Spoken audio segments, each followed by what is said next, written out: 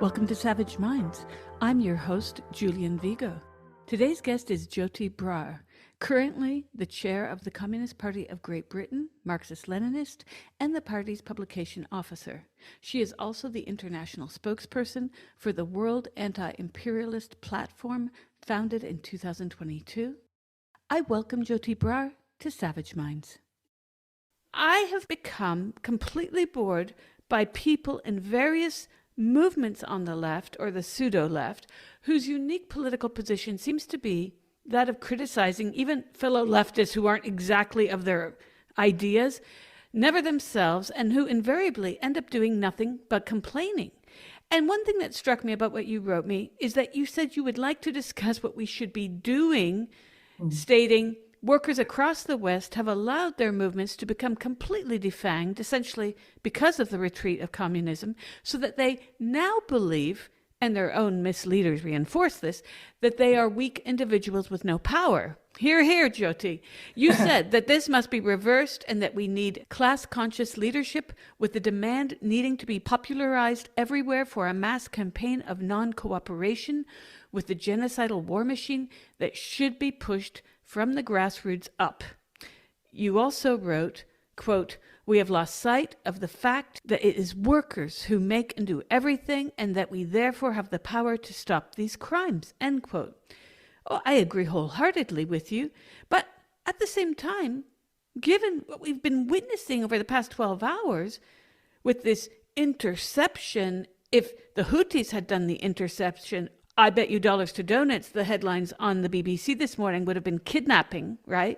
I'm concerned as I sit here in Italy, where I thought Meloni sent a ship to escort these protesters, these peaceful protesters, with food and medical equipment to Gaza, that they would safeguard their entry into Palestinian waters. Instead, we've learned this was partly a theater. We were told that the naval vessels of Italy were sent to protect the flotilla members, when in reality, it seems that the Italian ship was sent to drop aid, or basically to convince them to drop the aid in a Cyprus port and to avoid a confrontation with Israeli forces. This is quoting from the media. Can you discuss this important crossroads of the current situation, where the powers of the workers intersect with the many state apparati in Europe, which seem to talk the talk of last week's recognizing Palestinian statehood, but are effectively toothless or gutless in implementing an end to the current genocide? Yeah, sure. I think you said the key word really when you said theatre, Julian, because this, the recognition by a bunch of imperialist governments at the UN of a Palestinian state was theatre. It's theatre that's meant to mask their complicity and participation in the genocide. They want to tell the workers that they're as helpless as we are in the face of these terrible crimes, when the truth is that they are participants, right? So they're playing a presentational game. They're trying to bring down the anger of the masses, or at least divert it purely at Israel, as if the crimes that Israel's committing could possibly be committed if it wasn't for the support and participation of Britain, the USA, and the EU. They couldn't, right? Israel is not this all-powerful being that somehow nobody can control. Israel is able to act with impunity because the entire imperialist bloc stands behind it, keeps supporting it with money, propping up its economy that would otherwise be broken, propping up its society that would otherwise be falling apart, keeping its military machine going, actively keeping it going, not just sending weapons, but we know that British and American forces are participating in operations, right? So this is a collective West genocide. This is an Anglo-American imperialist genocide with the Israeli war machine at the front, taking the flak in terms of publicity, but also acting with impunity, because every international mechanism that is supposed to be there to stop such crimes taking place. There is the US, Britain acting to put a veto. And even when sometimes Britain kind of havers and presents itself as if it's just a bystander and is either neutral or even goes on the other side, says, yes, we recognize Palestine too. They know that they can do that because the US is going to use its veto, right? So we're seeing here exposed the fact that international mechanisms are no such thing. They're essentially held hostage by the USA and have been really since very soon after the Second World War. The only really positive thing that came out of the UN, or the founding of the UN in the 80 years ago, was that because of the balance of forces at that moment, because of the rising socialist camp in the world and the power of the USSR having defeated fascism in Europe, the UN Charter enshrines in international law a whole load of rights that are basically socialist demands for the peoples of the world. Now, those have never been able to be enforced by the United Nations because the United Nations is dominated by imperialist powers, but they are there for everybody to point to and expose the hypocrisy of the imperialist powers who say one thing whilst doing another. And the fact that they're forced to talk in this language of the rights of small nations, the rights of nations to self-determination, the need for decolonization, etc., which is not a language any of them spoke, before World War I and even before World War II. That's a sign that they're actually on the back foot, historically speaking. They have to dress themselves up in the clothes of democracy, real democracy, which of course is a socialist demand. It's not something you get from even the most progressive of capitalist states. So I just wanted to put that out there, that the Spanish and Italian governments have both made various noises at different times about protecting the flotilla and not cooperating with Israel. But this is to assuage the anger of their own people. It's not something they really stand by. And, as the media coverage made clear, it was never meant in the way they allowed workers to think it was meant, right? But again, your point about the way the media covers things, I think is important. You're absolutely right. If Yemen had been intercepting a flotilla in this way, humanitarian effort so imagine Yemen had a siege on Saudi Arabia to turn things back the other way around, right? That's not what happened. We had a siege the other way. And someone was sending the Arab world was sending a flotilla to try to break that siege. If the Yemenis stopped that, it would be immediately, there would be a recall of the UN Security Council, emergency meeting, we must immediately intervene militarily. The imperialists would be screaming and all the global media will be screaming, action now, and putting huge pressure on the non-imperialist world to go along with them and doing a lot of hysterical and emotional media. So even the lack of emotion in the coverage of the imperialist media, that they cover this in a very mealy-mouthed, supposedly neutrally worded way, but in fact the very neutrality of their wording tells you and communicates with the reader that they're not really supposed to engage with this story or think about too much what it means. They've covered it because they have to cover it, but they've done the absolute minimum in terms of explaining what's really going on. And of course, they never give you the real context, the real history. How many other times have people been trying to break the siege on Gaza? How long has this starvation siege been going on? In fact, it's not since 7th of October that there's been a siege on Gaza for 18 years now. So this again, they will never talk about.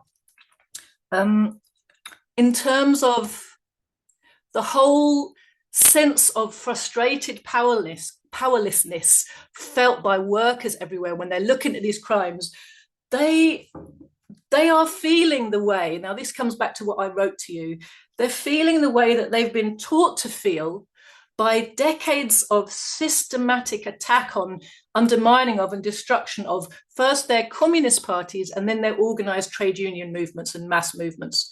That should have been the organizations through which they express their class power. But now they no longer do. And that leads them to feel that they are weak individuals. And what I was saying to you when I wrote to you was, we have in the imperialist countries, we have a leadership in the trade union and labor movements, which has been complicit in this process, which has facilitated this process, which has not stood up against it and tried to defend the mass organizing power of the working class, but which has actually amplified bourgeois propaganda into the working class movement, has amplified and pushed the message from the bourgeoisie to the working class that you are just weak individuals and there's nothing you can do, which is why, in my lifetime, during trade union struggles I've been involved in, I have watched militant members ready for a fight over their pensions or their pay or their conditions or whatever it might be, getting together in big meetings and seeing leaders come into those meetings and do one of two things. Either they'll say, yes, we're with you, but now's not quite the moment. We're keeping our powder dry. It's this awful expression where it makes it sound like they've got this brilliant strategy and down the road, we're going to unleash our power. But of course, they're not. They're just dissipating the workers' anger and giving time for them to become cynical and resigned. The other thing that they do is they come to you and say, well, we asked them and they said no. Like that. Oh, it's the best we could do. We asked them, they said no. And of course, a proper trade union leader's job at that point is to say, well, comrades, we asked them, they said no. So there's no other way for them to get the message that we mean it than that we've got to engage in action. And this is what we recommend. And this is what, this is what we're going to put to you. They don't do that. They just come back to you like this. Oh, well, we did our best. We went and we asked them. They said no. Sorry about that. And this combination, together with, so we had, for example, in Britain, which is a country obviously I really know, we had a massive defeat of the mine workers in 1985 after a year-long strike, which they would have won if it hadn't been for betrayals at the top of the Trade Union Congress and the Labour Party. The working class was behind them. They were solid. They were fighting, and they knew they were fighting not just for miners' jobs, not just for mines, but for British industry and British workers' right actually to decent, meaningful employment. And they said that. I was at school at the time, but I remember walking around with a badge that said, support the miners' fight for jobs. And Arthur Scargill used to constantly say to people, we're not just talking about miners' jobs, we're talking about all your jobs. And he was exactly right. After the defeat of the miners, there was a string of other strikes that were also defeated, sections of the working class defeated one by one, and until the whole class and movement became increasingly demoralized. And at the same time that was happening, the government was introducing more and more anti-trade union laws. And these laws essentially prevent any of the actions that enable workers on strike to be successful. So they've created a legal environment where, okay, legally you have the right to strike, but you don't have the right to strike in a way where you might actually win. And the trade union leaders, instead of defying these laws and making them unworkable and saying, well, God, if we allow this to be the framework in which we conduct our struggle, we are absolutely stuffed. They went along with it. They officially opposed them. They have a campaign against anti-trade union laws. I can only speak to Britain, but I have a strong feeling you will find similar or the same pattern in all the other imperialist countries, with little, quirks in the way it's unfolded. But in Britain, this was our situation. When I was a trade union rep, I remember talking about the anti-trade union laws and saying, when laws are unjust and wrong and against workers' interests, there's only one way you get rid of them. It's not with petitions. It's with making them unworkable. That means you actually have to defy them when you're going on strike. You have to say, we're not going to stick to the legal framework. We're going to strike in a way that is going to be effective. And if you do that en masse, they can't put you all in prison, right? But the whole point is that instead of, when I said that to my trade union leaders, they said, oh, Joti, I don't know what you want from us. We're signed up to the campaign against anti-trade union laws. We oppose them as well. I was like, what is this campaign? I've never heard it. I've never met it anywhere. And what I found out was it's essentially a piece of paper.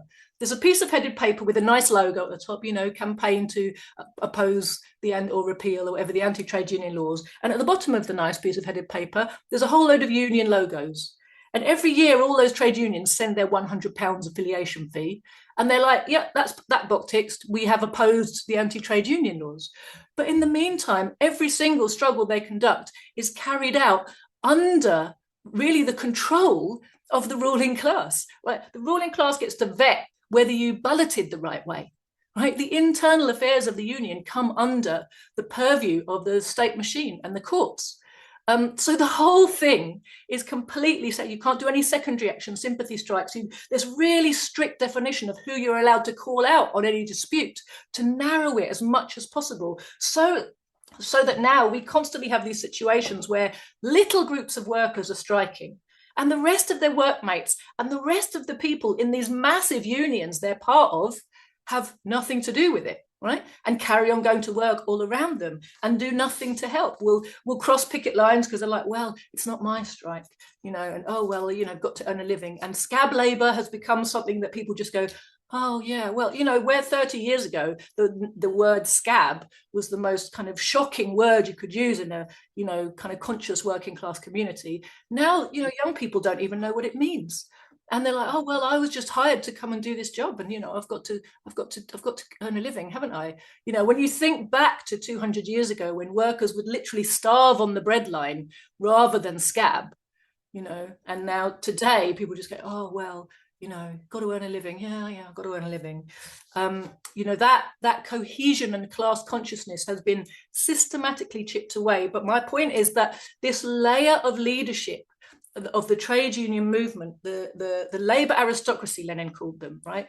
This better off, bribed section of the working class, which invariably in the imperialist countries has control of the mass organizations, whether it's the anti-war movement, the Palestine Solidarity movement, the anti-austerity movement, the Labour Party, and the trade unions. They're all part of this bribed upper stratum, and they all basically work with the state against the interests of the working class. They work to control and channel the frustrations of the workers rather than to facilitate the use of their organizational power. So one of our kind of important programmatic demands in my party is that we actually need to recreate our mass movement. We need a trade union and mass movement that is willing and able to fight for workers' interests. And if you don't mind, I'll just quickly run you through the kind of main planks of what does that look like? What is it we should be demanding and doing? Please do. Is that all right? So yeah. First of all, we absolutely have got to break all the links with the Labour Party and Labour-like type of parliamentarism. This obsession that the way to get things changed is by asking nicely through the parliament. That's got to be broken, right? The second one is we've got to dismantle this Labour-aligned, capitalist-friendly, bureaucratic layer. We've got to get rid of all those individuals who are loyally serving imperialism and promoting imperialist wars in our trade unions and mass movements. We have got to defy en masse the anti-trade union laws. We've got to make them unworkable through ignoring them, right? We've got to bring back genuine democracy to the unions and refuse to allow the state to oversee the running of our organizations, right? That's basic. It's absolutely basic. We've got to build up strike funds, which was actually what trade unions were invented for. That was their sole purpose 200 years ago, was to be a strike fund so that when workers needed to use their collective power, they could. Many unions today don't even have a strike fund, right? And those that do are very selective in the way that they use them. We have to have a situation where there's no special perks for trade union reps. All officials need to be paid just the average wage of the members in their sphere of activity, and they've got to be subject to recall by the members who voted them into office, right? It can't be that you get voted into a job and then no matter what you do in that job, there's it's just like with the MPs, isn't it? They come and lie to you to get your vote, and then they do whatever they feel like, which is whatever the ruling class bosses dictate to them for the next 5 years. We can't have that in our organizations. We need a working class democracy, which means that people need to be subject to recall if they're not fulfilling their mandate to our satisfaction. And we need our unions to be organising and leading mass campaigns to defend the working class. We need pay restoration. We need pensions. We need to bring back decent working conditions, back social housing, public education and healthcare instead of privatised. decent utilities and community facilities, all these things, the unions, the mass organizations of the working class should be conducting mass campaigns to defend and restore these things, instead of standing on the side and going, oh gosh, yes, it's terrible, isn't it? And of course, absolutely central in this time right now to what the trade unions should and would be doing if they were genuine working class organizations is organizing a mass campaign of non-cooperation that would obstruct and sabotage the British, NATO, Israeli, genocide and war machines. And that is the number one thing that any mass organization that is really meaningfully on the side of the working class should be doing right now. And the fact that they're not tells you everything you need to know about the real character of these organizations. And there is, it's not only armaments. For example, think about the propaganda. We live in the West, and the West's biggest weapon of war actually is the information space, and we in the West overwhelmingly dominate not only the imperialists dominate the information space at home, but they dominate the global information sphere, and they flood it constantly with lies. And the lies are meant to prop up their justifications for the unjustifiable, for their aggressive imperialist wars. Now, the job of genuine working class organizations is to encourage and help to organize the working class, not to facilitate these crimes. If you look back to the Nuremberg tribunals after World War II, they found not just, Nazi officers guilty of war crimes, they found propagandists guilty of war crimes, because the propaganda which justifies these horrific, criminal, aggressive, genocidal wars is itself a war crime, right? So it's not a small question, this question of the propaganda war.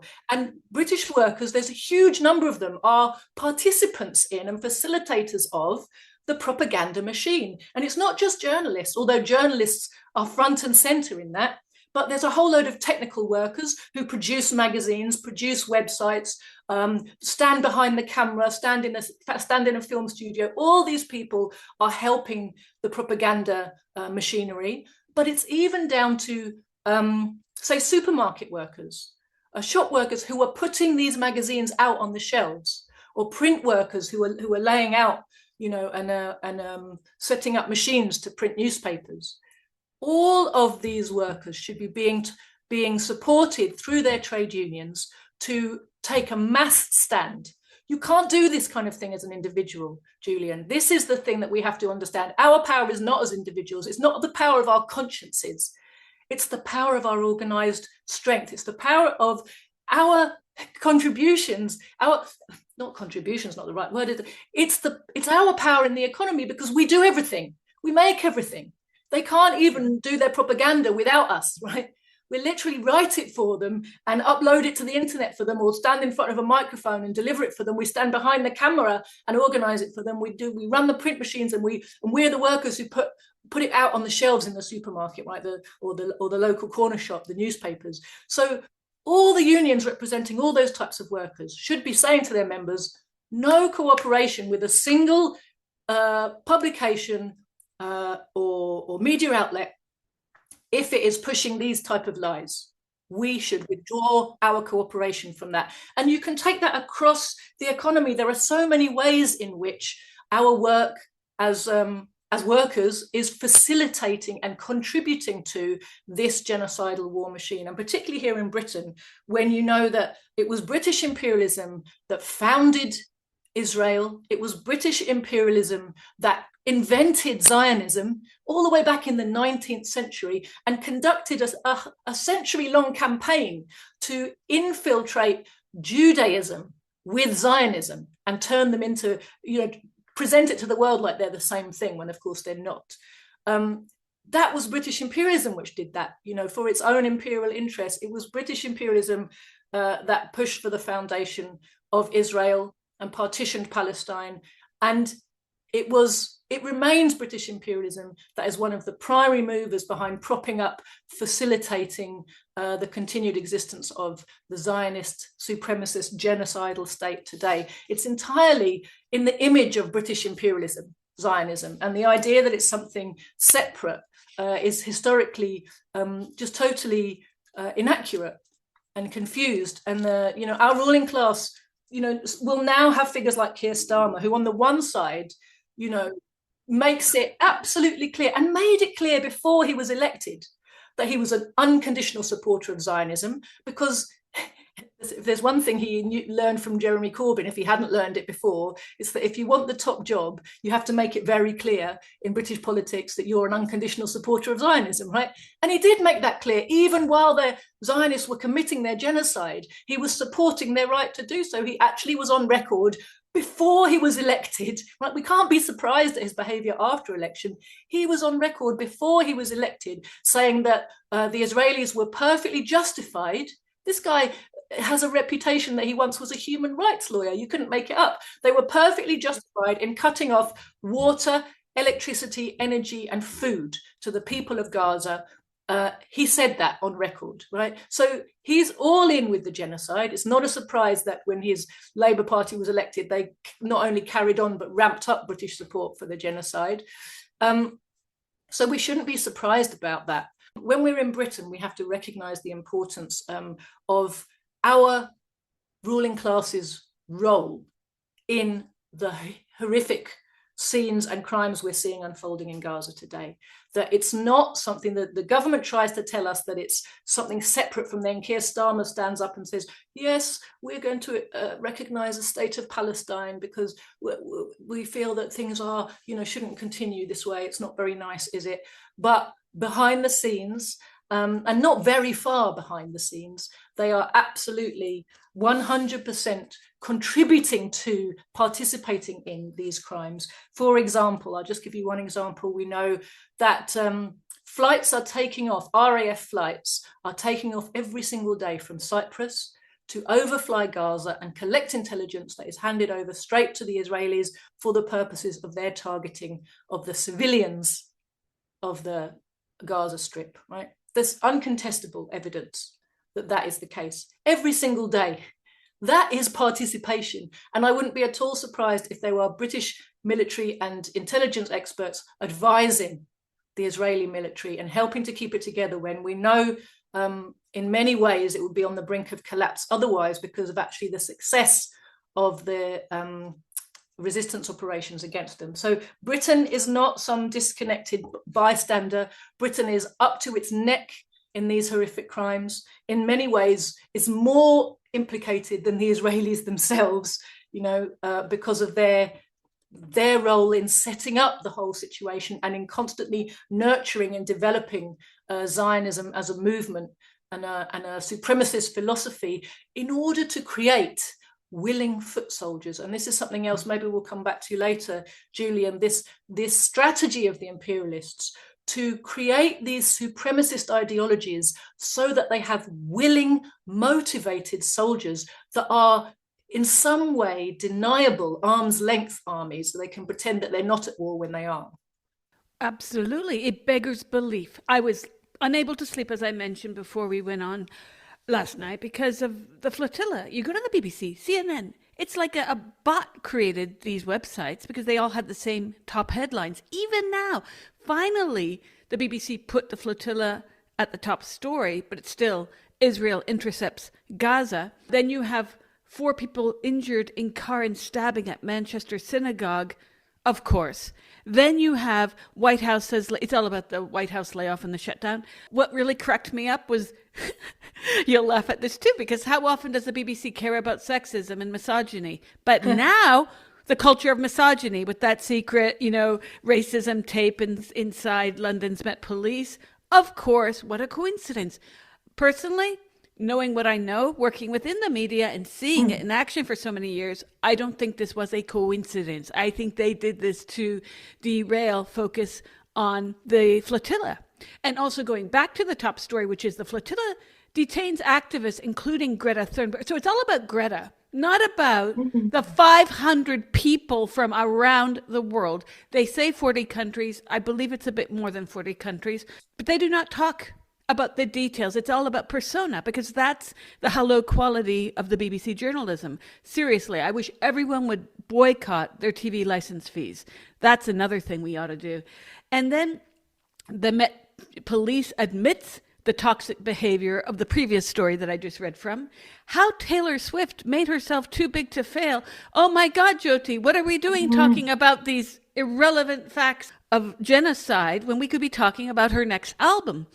And so forth. You see, I mean, obviously the collapse of the school in Indonesia, it's tragic, but seriously, when you started talking about this point on the media, I'd devote half of my writing to the media. And remember when the fact-checking industry popped up a few years ago? Because the fact-checking industry was a fake news making industry under the umbrella of fact-checking, because all those organizations were in fact promoting fake news. 2 points. First, 2 of our writers at Savage Minds are charged under terrorism acts. One in India, one here in the UK, Heather Brunskill-Evans. She was one of the first arrested in that first 19 arrested in the summer.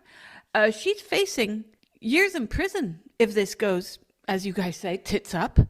And this was an abomination. You talked about the representation of MPs in Parliament. Half were there for the prescription of Palestine action. How embarrassing. Can they not be struck off? This is embarrassing that we are now engaged in self-censorship of the freedom of expression, which is guaranteed within both British law and EU human rights, to which Britain is a signatory. And we're going to punish people who graffitied, not hurting the airplane, graffitied an airplane that was, as you just stated, giving direct support for genocide. Oh, but let's step back to last week, when the bigwigs of British government were sitting down to someone who not too long ago was on the top 10 list of US terrorists, and that they've rebranded both by name change, suit and tie, and lies. Similar to what they did with George W. Bush, if you recall. He's a painter. He's a grandfather. Look at Michelle rubbing hands with him. You know, the whole Obama, George W. Bush collapse, that was surreal. The way Blair, now he's going to have a hand in, oh my God, when I think about it, it makes me nauseous, in this restructuring, in air quotes, of Gaza. It just beggars belief every single second of this, because what we're seeing between the laws that have gone into effect in the EU that have become so censorious about everything that you can say online, to the fact that Rumble cannot be accessed by people in France, the fact that now we are facing thought crimes under the guise of hate speech. Hate speech, you said Zionist so many times before, or, you know, people will put you on a list. And this has been going on. It was going on back in the day after the US invasion of Iraq and Afghanistan.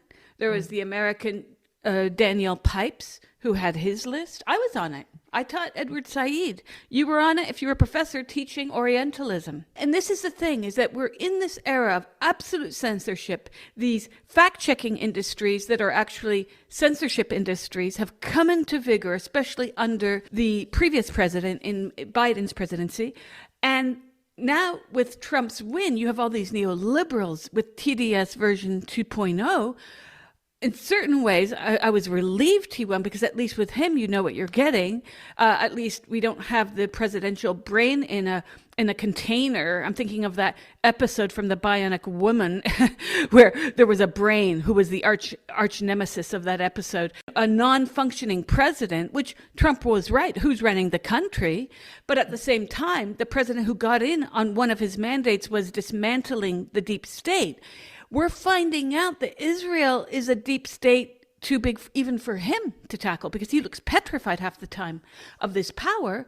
And yet, if you report on what's happening, anything to do with Israel, it's Israel intercepts Gaza flotilla. What is phenomenal to me is that we're in this very perverse realm of the highest unemployment I can remember in my adult life, where now you have swarms of people who aren't even represented by labor unions, mind you. And there's very little possibility of people who are working 2 to 3 jobs, also living far away from capital centers, to get out and protest. And we're seeing now the recent suggestion by many members now on the right is that we begin to censor podcasts. We begin to look to control what's being put out on the internet, especially since the Charlie Kirk murder. Now, this is all very interesting because the way in which the free speech element has been hijacked now by the right is causing shock amongst the neoliberals. And I looked at them, and I've had words with people. I think I was unfriended recently by someone for saying, excuse me, we contributed to this. And this person said, oh, you mean neoliberals? And I'm like, Google my name and Jacobin. I wrote my first piece on transgender ideology the summer of 2013, not only had over 100 death and rape threats, as did my editor at Counterpunch and his child. We had to leave the country. I had to leave the UK for several months. I went to the Middle East. I went to Italy. And finally, I could go back once the Met called me up and said, well, if Twitter's put a button on now so you can come back type of thing. It was ridiculous. All because the left has got on board, including the Jacobin affiliated DSA left, in air quotes, has gotten on board with an ideology that is completely anti-Marxist, anti-socialist, anti-material reality. And so I had to tell this person, I'm sorry, but you can not blame the right for what's happening. Of course, they're going to have the revival-esque festival in commemoration of Charlie Kirk. Of course, there's bickering about where he stood on Israel. It's very clear he was shifting. The evidence is showing that. But nobody's perfect, whatever. The point here is that you've got the neoliberals in parts of the left that were egging on the active censorship of women and men losing their jobs for saying there's no such thing as a female penis. The current idiocy that's going on in Australia, where they have, I believe he's a convicted pedophile in a woman's prison who had sexually abused his own daughter, sending pics to an American. It was an act. Oh, and he's in a woman's prison. I mean, these are the people saying, you've got people like Caitlin Johnstone on Twitter criticizing people who are critical of this ideology. And I've said for years that the transgender ideology is a convenient derail for the capitalists of the world, including labor, including everyone that wants to purity posture, how they have a trans friend and they use the right pronouns, from where's the housing? What about the cladding on that building that burned down? What about workers' rights? What about immigrant rights? What about addressing what just happened in Britain with the Tommy Robinson March, and the media pretending this was only far right? Because I saw interviews with the people there. There's a grave concern, Joti, by people who are branded by the BBC as far right, and this leads into my next question, who, in fact, might have much more in common with the left, despite how they're branded, because as they underscore in one of Marx's better known letters, on immigration, where he points out the dangers of how the elite will use migrants to drive down worker wages, national workers' wages, and in punitive ways such that the welcome class, at least for exploitation, will be the immigrant class. And of course you're going to have people marching with Tommy Robinson or Nigel Farage because they also are facing the very same questions that Marx himself highlighted. Can you discuss this? Because I find it very interesting how, again, what I opened with this bickering of leftists about you do this and you don't do that. It's like, wait a sec, let's start looking at maybe how we can listen to people on the right, because I actually think that a lot of people on the right are much more on our side than we realize. Absolutely. Well, fundamentally, I think we have to get ourselves out of this left-right paradigm, which is one which is endlessly promoted by the ruling class. And the more that their economic system is in trouble, and we should always remember that the background to everything we're looking at in the world today is the worst ever economic overproduction crisis of the global capitalist system. right? Their economic system is in dire, dire straits. That's why they're driving to war. That's why we have this huge cost of living crisis, inflation, unemployment, stagnation, all of that. It is why they can only respond to workers' anger with repression and not easily with reforms to buy us off and keep us quiet, right? Because they are having a crisis of profitability. They're desperate for the wars to be successful so they can have a big orgy of looting, which is the only way to reboot their system in the state that it's in right now. So this is the backdrop. And in that situation, with the workers becoming increasingly disenfranchised and angry, they need to promote culture wars and tribalism and a tribalist mindset.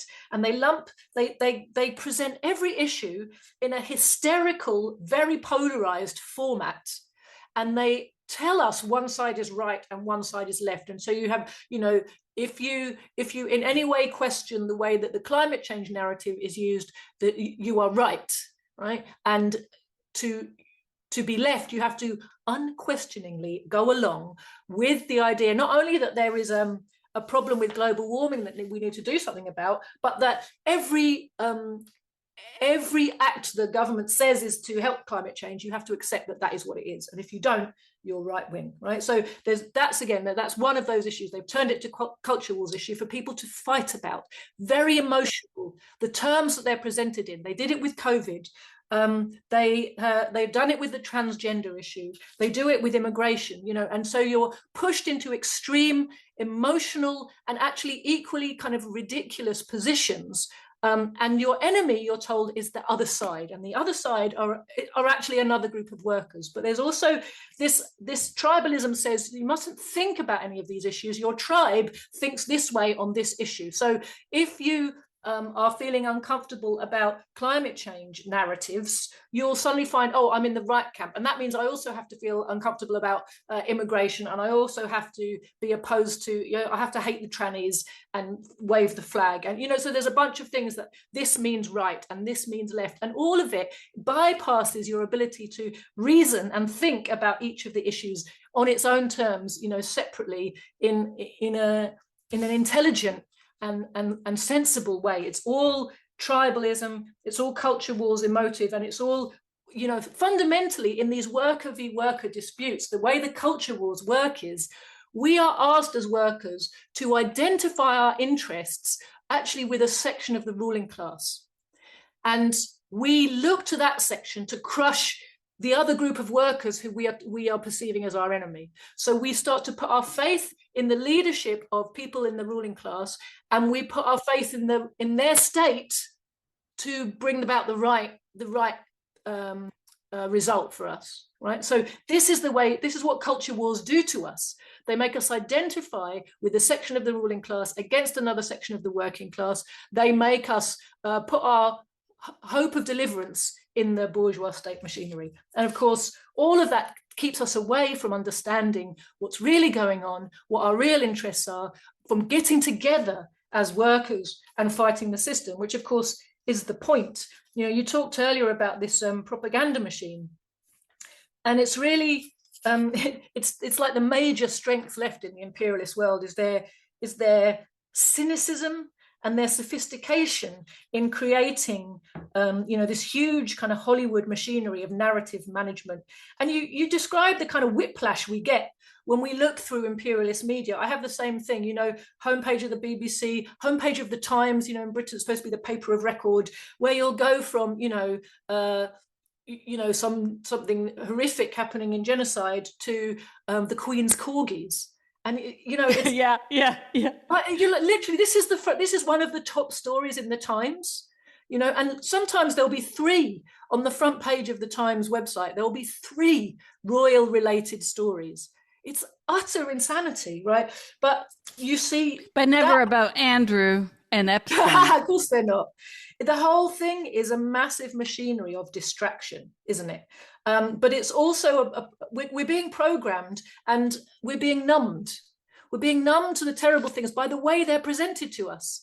The language is the language is brought back so that, you know, we can't engage properly with and understand. Things are presented to us out of all context. So we pick up from the way things are presented how much we should care about them, but also by the things that are around them. You know, it becomes really disconnected and weird. It's like the endless Twitter feed kind of scroll, right?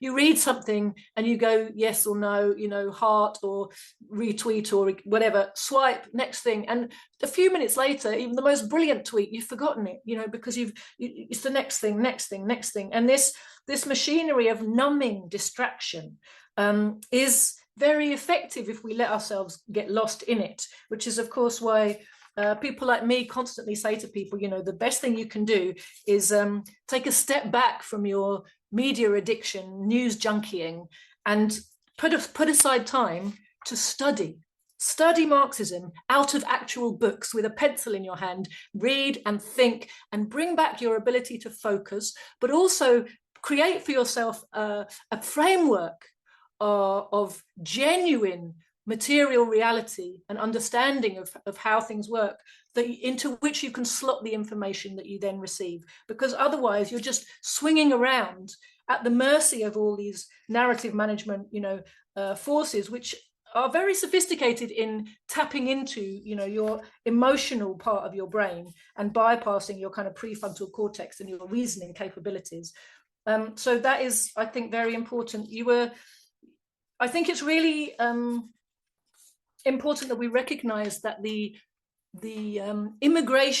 anti-immigration rhetoric is a device that the ruling class is increasingly leaning into because of the crisis, because of workers' anger, because of the system's inability to deliver for the workers, and the ruling class's need to pass on as much as possible of the pain of their economic woes onto the backs of the workers. You know, they're turning the screws on working people all the time in order to try to maintain or regain a bit of profitability, right? So things aren't going to get better for the working class anytime soon under these economic conditions. Therefore, we need to be busy misdirecting our righteous rage, and that is really what the immigration debate and rhetoric and the hysteria really is all about. If you are a working class person who is from the poorest section of the working class in an imperialist country, where you've seen your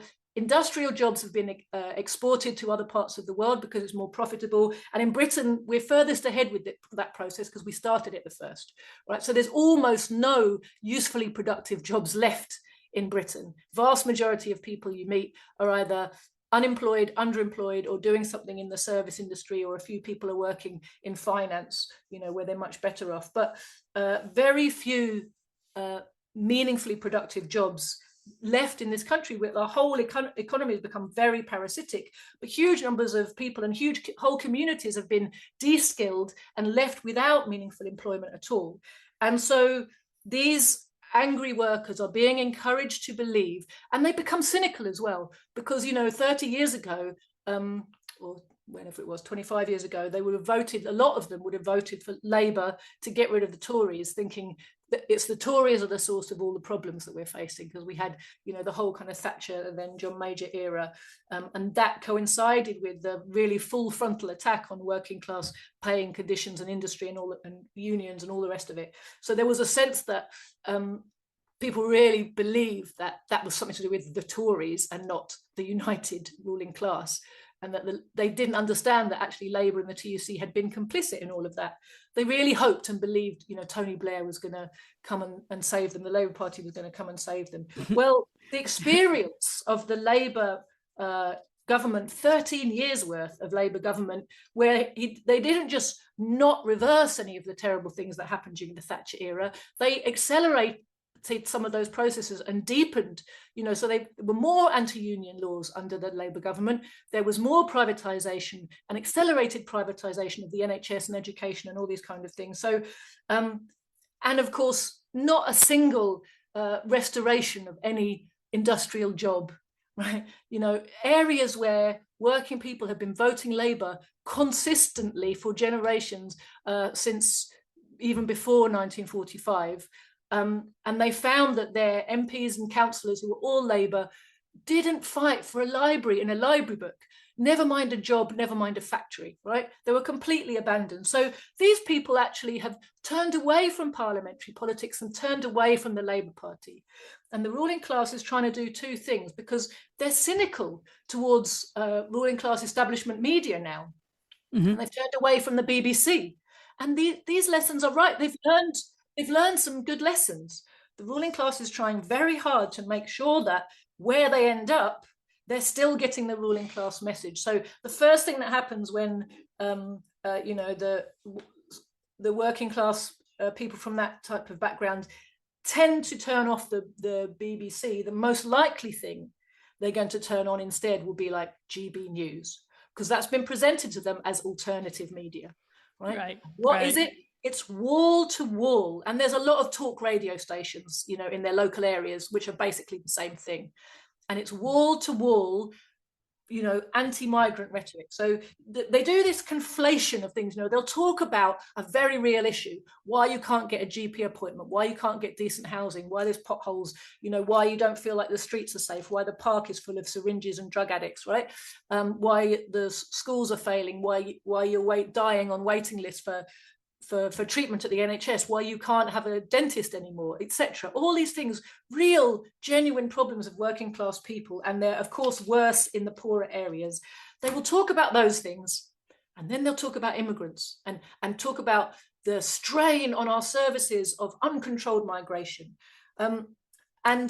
It's this constant juxtaposition, and it gives the impression to people who are imbibing this media, and of course they already had that impression from the general ruling class media, but now it's kind of intensified, that the problem, the root cause of all the problems they're facing is something called uncontrolled migration. And it's a total lie. The root cause of their problems is the workings of the capitalist system. And this was something you mentioned about Marx and his observations about the way that Irish migrant labour was used in Britain all the way back in the early and mid-19th century. Now, the lesson he drew from that wasn't, the English workers are right to want to look down on and despise and want to kick out the Irish workers. He said, the division between these two sections of the British working class is the secret of the stability of the rule of the British bourgeoisie. Yeah. Because when they keep the workers divided and fighting amongst themselves, their social control is stable. And that's exactly the point that we have to understand and learn from, is if we want to fight in our own interests, the first thing we have to do is refuse to accept the narrative that other workers are to blame for the failings of the capitalist system, especially other workers who are poorer and more vulnerable than we are. We have to ask ourselves, what is it that forces other workers to leave their countries of birth and follow the trail of wealth back to the imperialist core? What is it that happened to them? Who is it who wakes up one day and goes, of course, there have always been humans who just love adventure and to travel. But that's in terms of human migration, that's a very tiny minority and a pretty deal-with-able section of migrants, right? That's not what causes mass migration. Mass migration is caused by the devastation of war and the devastation of economic looting by the imperialists, by the imperialist machine. And what those processes do to the countries of people all over the oppressed world is not only devastate them in the way that bombs devastate, destroy infrastructure and destroy people's ability to live and make a living, but even without the shooting war, the looting process of imperialism renders their countries uninhabitable, renders their situation impossible. They can't work, they can't provide for their families. Very often what happens is families will send, it's a tragedy for everybody, actually. Families will send the best, their brightest, their strongest. They'll send their young men because they're not going to get pregnant. They're strong. They can cope with the journey, which is very often incredibly dangerous. They can work in horrific conditions when they get here. Very often, especially if they're illegal, they will be working in very difficult conditions under the radar. They need to be tough and strong. Now that very fact is being weaponized. They're being described as men of military age, like they came here to start a war. You know, right. Men of military age are young men of working age, right? It's the same. So you just turn that around. We have narratives that say, oh, they won't mix, they won't acculturize, they won't learn our customs and our language. That's only because they're being stopped. We used to have in days when it was official policy that migrants should be helped to assimilate, there was such a thing as free English language lessons for them. That's right. That's quite important, isn't it?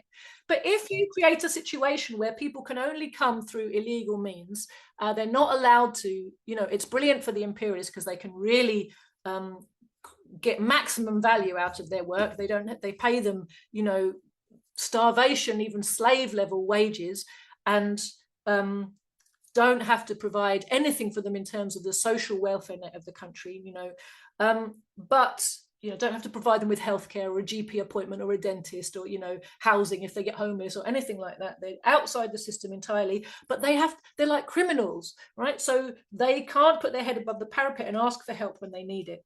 So assimilation, right? So then you have another question. Even if people come legally, you have this question where there's such an anti-migrant atmosphere that, and this has been happening regularly over generations, because I saw it myself with first generation Indians of my father's generation who came over here in the 50s and 60s.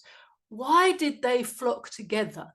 Was it because they didn't want to mix, or was it because they were made to feel unwelcome and they were scared going out in areas where they were such a tiny minority? And what happened, because racists were, in that time also being encouraged to vent their spleen and take their anger and direct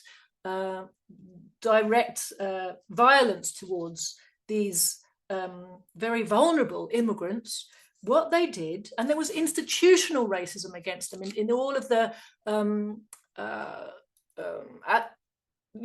economy, whether it was jobs, whether it was education, whether it was banking, so people would stick together to offer one another the social support that they needed and couldn't get elsewhere. They would stick together so that they would help each other raise money for mortgages because the banks wouldn't lend to them. It was a necessity for them to be living in groups for their own protection. And even, my father was very active for decades in a left-wing, very kind of basically a Marxist workers' association called the Indian Workers' Association. Now, the only reason Indians came to Britain and started organizing separately was because they were not made welcome in the trade union movement. And even in the wider communist movement, they faced problems. So you found them organizing parallel organizations and really cooperating with one another to try to, keep themselves safe and to enable themselves to start to get homes and a better life. But so language and cultural assimilation, all these things, it's not the immigrants who refuse to do those things. It's the environment they come to that prevents them, and then that's weaponized and used against them. And we have a situation that we have to recognize, where alongside all of these things, we have a deliberate provocation.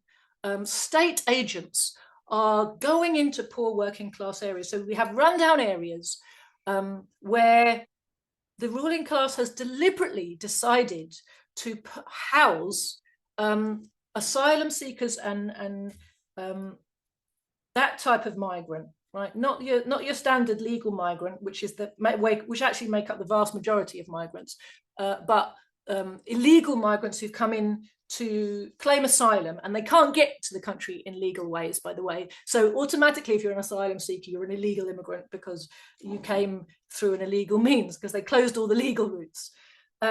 So you have these asylum seekers get put in what are called hotels, but which are basically corporate-run slums. And the hoteliers will be, monopoly corporations being paid an absolute fortune, and they're basically paid whatever they tell the government to pay them, providing nothing by way of meaningful accommodation, no safety, no cleanliness, run-down, damp, mouldy, basically open prisons.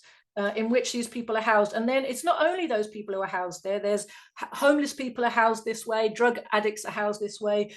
So it's and there's no security there.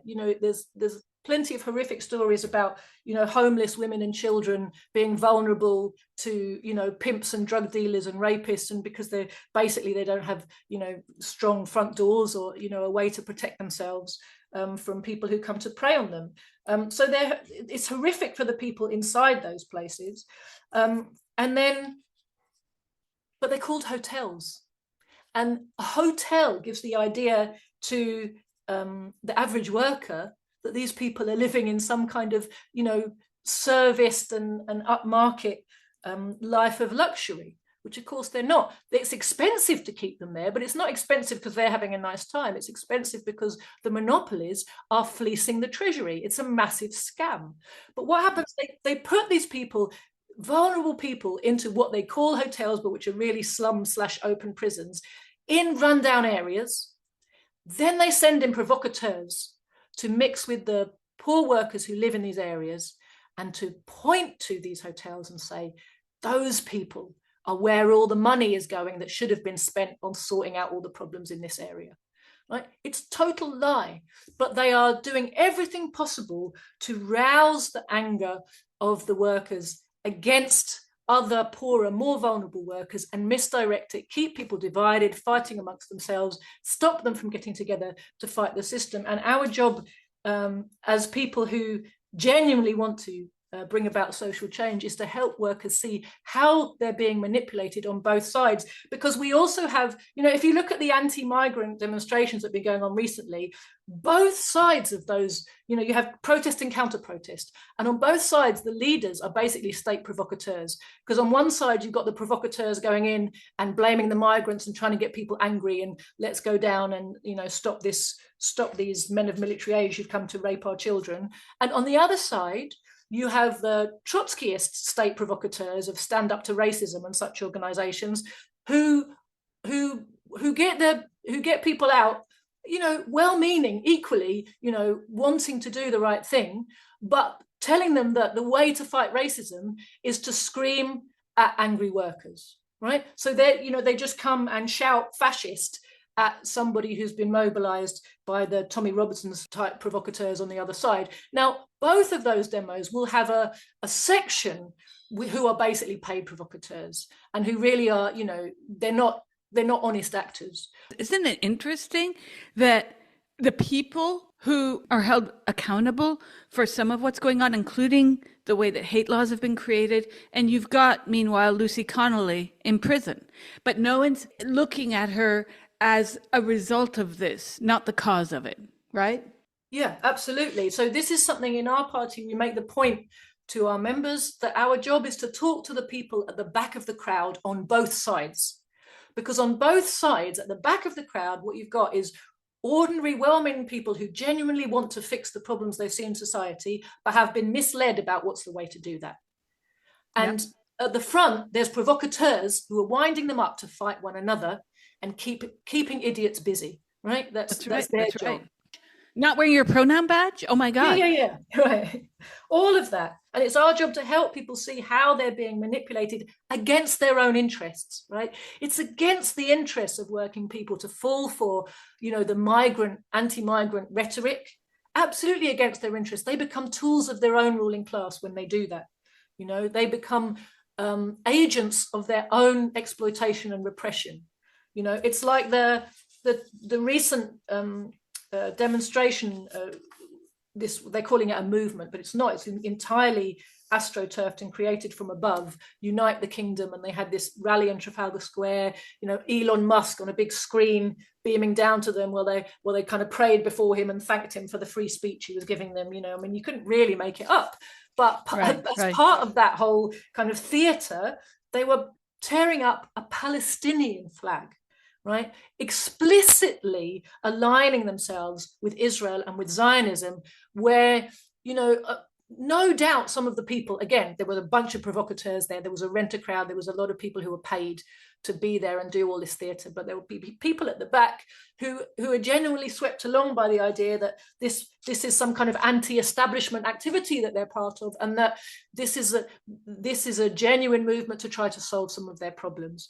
And but what are they being harnessed for? They're being told that in order to solve their problems, they have to be patriotic, which means bow down before the flag of their exploiters. And they're being told that not only British imperialism is on their side, but Zionism is something they also have to protect if they want to somehow make their lives better. You couldn't get further from the truth, could you? Yeah. Yeah. In fact, in the States, Zionism is now beginning to make the right bifurcate. You're having people, especially since, again, Charlie Kirk's murder, who are recognizing very quickly that Israel is basically telling the White House what to do. And worse, by the way, today's the 3rd anniversary of the Digital Services Act, right? So the DSA 3 years ago went into vigor, been very critiqued for its overreach, targeted advertising loopholes, give them trade secrets or get trade secrets, except to avoid sharing data with independent researchers and journalists, eschewing responsibility and free speech censorship, all this stuff. Ironically, the DSA was highly criticized years ago by Trump and all the Republicans. Ironically, they're wanting to bring back hate speech because of people mocking Charlie Kirk's murder, mocking the wife, et cetera, et cetera. Now, the tie-in from what you're saying to media and who gets heard and why the people on the front row are there trying to divide, I think you're very right in speaking to people in the back, because that's where we find common ground. But we are really at a point where, going back to Marshall McLuhan, the medium is the message, because what has just happened quite recently, you've got Larry Ellison, the mega billionaire of Oracle, who has just donated millions to the IDF, and his kid just bought Paramount CBS, to have Barry Weiss run it, another Zionist, trying to buy CNN currently, and now in talks to buy TikTok with Andreessen Horowitz. So this is amazing. We've got documented, even The Guardian has documented how, for instance, the IDF in 2017 received $16.6 million from Ellison directly. And we are seeing a complete buyout of the very things that 3 years ago, Trump was criticizing, but now it's a total wholesale buyout. $25 billion recently invested in social media by Israel. They are buying up all these oppositional voices saying it's not a genocide. They're reproducing at greater numbers than ever. Quite disgusting, actually, because I just say they were reproducing in the Warsaw Ghetto. This kind of grotesque genocide excusing is going on. Yet we're seeing how the media is pumping this, because I still cannot see the BBC cracking on calling it a genocide. They can't. The British people are subventioning these very bizarre messages that ought to at least hint at this is a genocide, because every single major organization on the planet has said this. Legal experts in genocide studies, lawyers, international lawyers. And now we are getting this drip, drip, drip of being told to worry about, do you have enough trans representation in your government? It's insane. We're living in the most crazy era ever. So how do we get around this? Because the noise of all of these EDI, again, the focus on race in the States, I'm thinking the right is less obsessed about race than the Democrats. The Democrats are living in this continual psychoscape of obsessing over Robin DiAngelo and going to those EDI conferences. Meanwhile, the right's moving on with business, probably a large part of why they won the election. And we are having our constitutional rights in the US bought up by the state of Israel. So the right is fracturing on this. What about the UK? Are Brits or in the Labour Party or in the Conservative Party seeing How Israel is posing a threat to even national interests? Yes, well, there are people who push that message very hard. For example, there's a Professor David Miller over here who was employed by Bristol University until they sacked him for his anti-Zionism, and he took them to an employment tribunal, and he actually won it. I don't think he got reinstated by Bristol University, but he won the tribunal in terms of, and it was quite a kind of landmark case to say that his anti-Zionism should be protected speech. And that was a very important kind of piece of pushback. And he does a lot of investigation into the Zionist machinery and how it connects so many organizations and politicians. But my party takes a slightly a slightly different view of Zionism's fundamental role. And this is why I think it's so important for people to study and not just look at the surfaces of appearance of things. It seems as if Zionism's untouchable and everybody is looking at so somehow Israel runs the world. But if you stop and think about it, and if you look at economics, that doesn't make any sense. It's not possible for Israel to run the world economically. But when you understand, Comrade Joti Brar, who was the founding chair of our party, wrote a fantastic little pamphlet that our comrades were arrested under hate speech laws, were arrested for selling this pamphlet, and it's called Zionism, a racist, anti-Semitic and reactionary tool of imperialism. And it's basically just a little history book that explains the roots of Zionism and its function. And when you understand that the Zionist state is an arm's length army of the imperialists, that they fund it endlessly with money. And yes, the money can go in circles kind of through Israel and back around, through the lobbying organizations, but the fundamental power behind it is Anglo-American finance capital.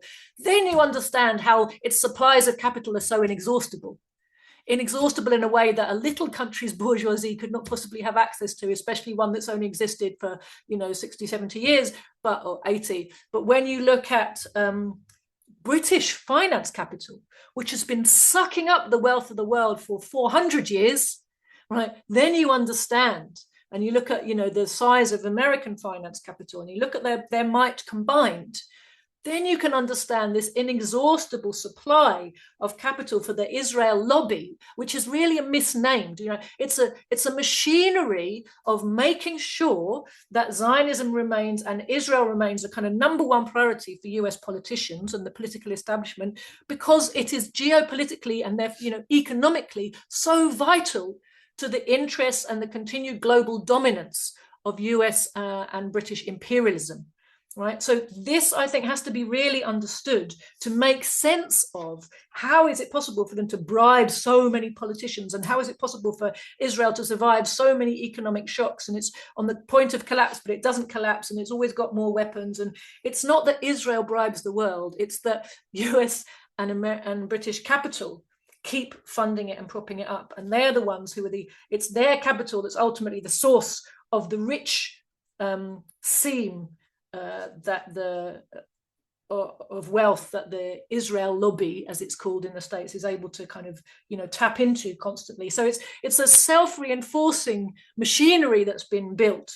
But it's a while since I read it, but I remember Norman Finkelstein in his book The Holocaust Industry talks about how in the USA the Israel lobby was not really a thing until after Suez. And then suddenly the Holocaust was discovered by American politicians because American finance capital basically handed off from British finance capital as the main sponsor and backer of Israel.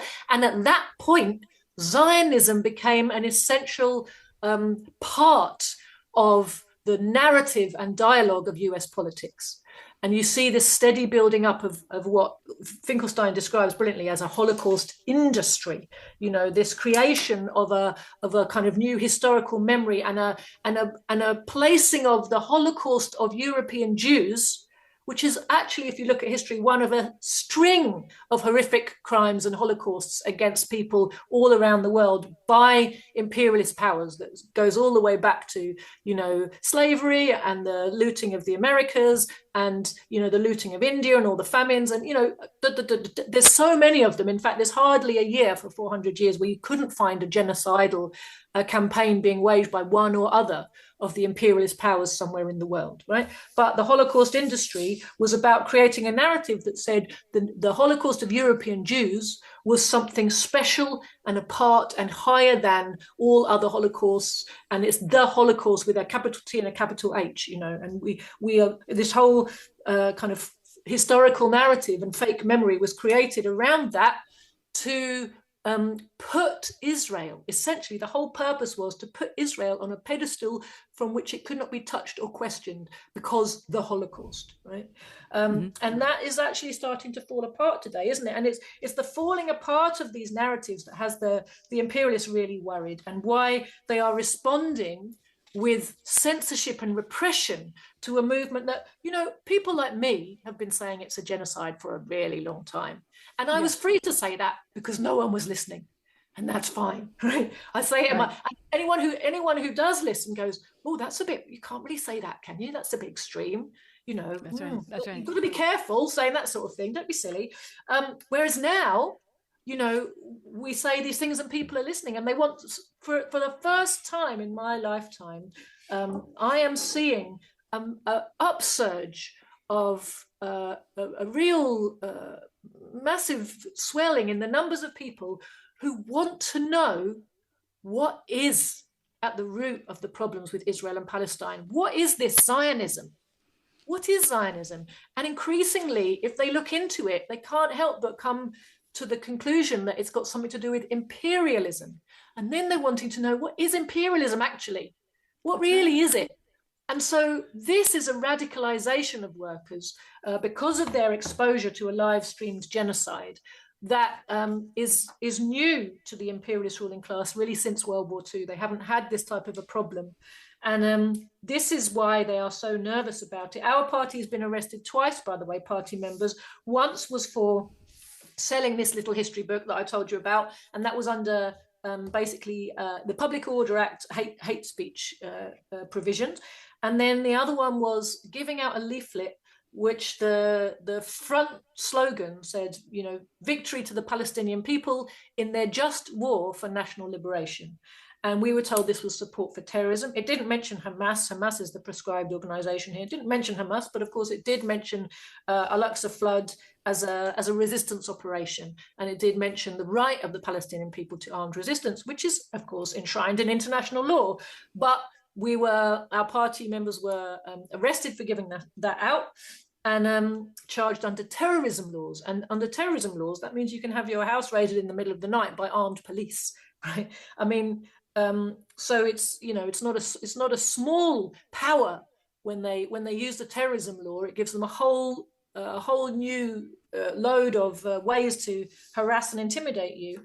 The reality is that fundamentally, we're not scared to go to court over any of these things because we know we're totally in the right, and we know we get a lot of publicity for the arguments we want to put forward. So in the end, the state decided, having kept our people off the streets for as long as possible, they arrest you and they say, oh, we're investigating, but in the meantime, you're out on bail under conditions.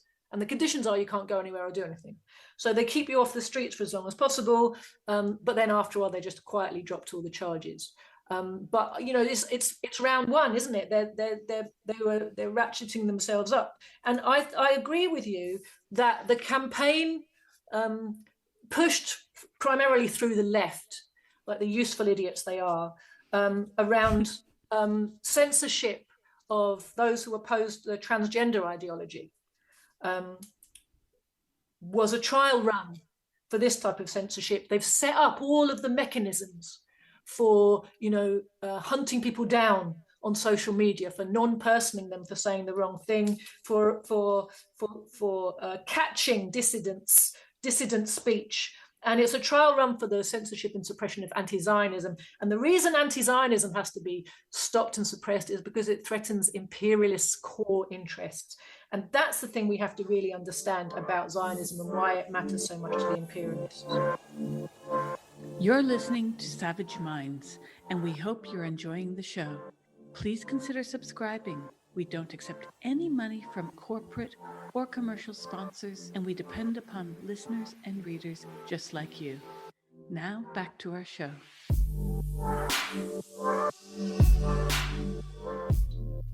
Yeah, it reminds me, there's that Woody Allen film, Crimes and Misdemeanors, where Alan Alda's character, he says something my mother used to say, tragedy plus time equals comedy. But in this case, with politics, and I'm thinking again of this surreal fact that Heather Brunskill Evans faces terror charges, but Abu Muhammad Jolani met with Stephen Hickley, director of the Middle East Department at the Foreign Office, and Ann Snow last December. A-OK. He still was on the terrorist hit list, by the way, with the U.S. Isn't this amazing how the hypocrisy is just everywhere? And it's not okay for Heather to stand there with a sign, a pacifist sign that says, I stand with Palestine Action. She's actually not with them.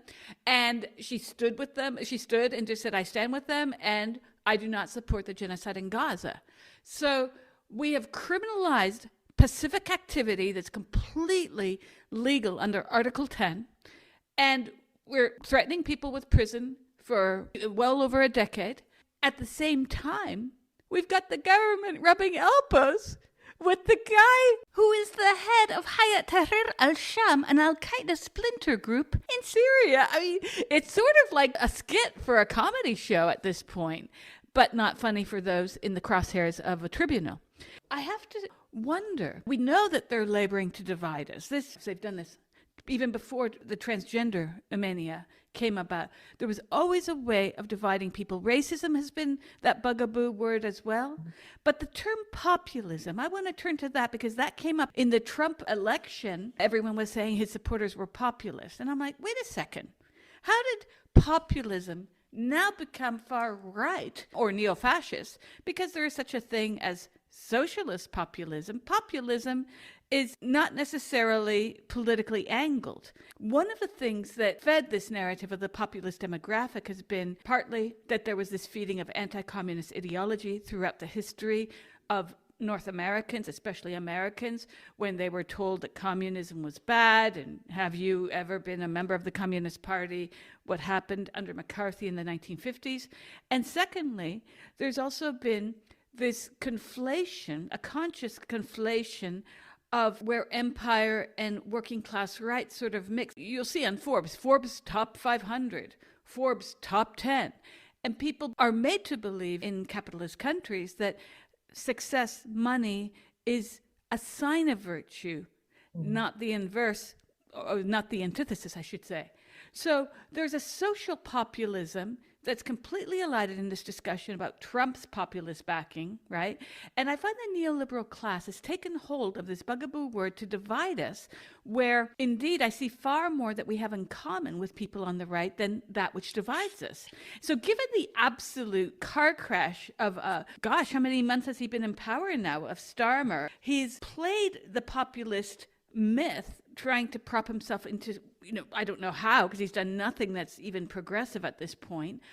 And then I think, I mentioned earlier the march that happened the other weekend with Tommy Robinson's free speech protest. Obviously, Elon Musk is going to be at the center of that, because before he took over Twitter, I had my account stalled many times, frozen.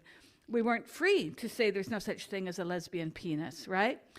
And then we see the ginning up of division by the likes of the BBC and other corporate media enterprises that dare to tread into the territory of how immigration serves the elite. That these people at the Robinson March, and I saw so many of the interviews with them, it's like, these are working class people. Just like the working class is no longer the Democratic Party in the US, it's the Republican Party. So many people on the left seem to be allergic to reaching across the aisle and having these discussions. How can we move beyond that? Because so many people seem to think to be a good Marxist, you have to be carrying a flag and going to protests only, when I think we should be having more discussions. In real life discussions, not online arguments, because that's cray-cray. You know what I mean? I do. I mean, fundamentally, I think, as I said earlier, we need to get out of this right-left paradigm. What we need in order to effect social change is independent working class politics and organization. And we need to create that. We need to recognize that we have nothing to do with the spectrum of bourgeois political organization and speech. Free speech has always been a mirage. Free speech was allowed to people as long as it didn't impact on those in power. You can say anything you like as long as nobody's listening. But ask any mass movement that's really fighting for genuine liberation and change. Ask the Irish Republicans how free their speech was when they were fighting, you know, during the Troubles against the British occupation machinery. Ask the Palestinians, you know, what free speech looks like. It's the same at home as well. It's just there's different ways of suppressing free speech depending on how confident and stable the ruling class and the government is at any one time, and who their main enemies are, and how vocal or how much reach the people who were trying to speak against them have. Like I said, you know, my party's been saying the same thing since we were founded 21 years ago, and the comrades who founded our party were saying the same things for several decades before that. It was fine for them to say things as long as no one was listening. When you find that you're starting to have a receptive audience for important planks of your message, you suddenly find yourself being repressed in new ways. Now, our party is repressed in plenty of ways without overt police repression, and not just, you know, by provocateurs being sent into our midst to try to derail our organizational efforts, but also, you know, the idea that we have free speech on the internet is completely wrong, isn't it? The algorithms are stacked against you, but there are also state actors working with every single one of the main media platforms, social online media platforms, to put their finger on the scale, so that the algorithm isn't something you can beat by working out how it works if you're putting forward politics like ours. Because there's a person also involved, many people involved in making sure your message doesn't spread too far. So they've got their fingers on the scales there. So, you know, Elon can come in, and sometimes, you know, you notice every now and again, you'll notice that it feels like somebody's thumb on the scale just lifted a little bit. One or two of your tweets or videos suddenly gets a load of traction, and then the thumb comes back down again, you know, and it's like almost like a little experiment, see what would happen if they weren't pushing down. So, you know, and of course, you know, Google search results and all that sort of thing, right? It's made incredibly hard for people to find our party. And then that's a suppression all by itself. You remain fairly small, and then you can be dismissed because, oh, look how small they are. You know, it's like the kind of self-fulfilling prophecy. We make sure nobody's heard of you, and then we abuse you because you're small. And then we use your smallness to say, well, look, nobody cares about them. No one's interested in what they've got to say. But in fact, people are being prevented from hearing what we've got to say. You will never see me being invited onto the BBC to explain my views, for example. So we have to recognize, you know, the politics of the working class are the politics of the struggle for socialism. That's the only way we escape from all of this. It's not by, you know, demanding that capitalism behave more fairly. Yes, of course, we have to defend our right to say what we need to say, but we also have to recognize that this is reality of the class system. We're not going to achieve, you know, perfect free speech and real equality under a system that is inherently totally unequal and obscenely, insanely unequal, in fact. And the more time goes by, the more unequal it is. You know, there can't be an equality between where my voice can reach and where the voice of Rupert Murdoch can reach. And as soon as you put it that way, it's obvious, isn't it? But it's presented to us like, well, you can say what you want to, you've got free speech. We don't have free speech, and we have to recognize that we don't.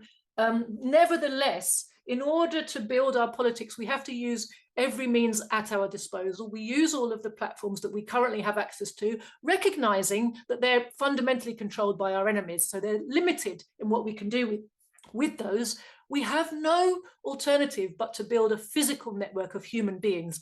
And those human beings have two functions. Number one, they have to be familiar with and study consistently Marxist ideology, so that they can connect that to the working people. They can explain to the working people that they meet what's the root cause of their problems and what's the solution to their problems. So as individuals, they need to be able to do that to the people that they meet.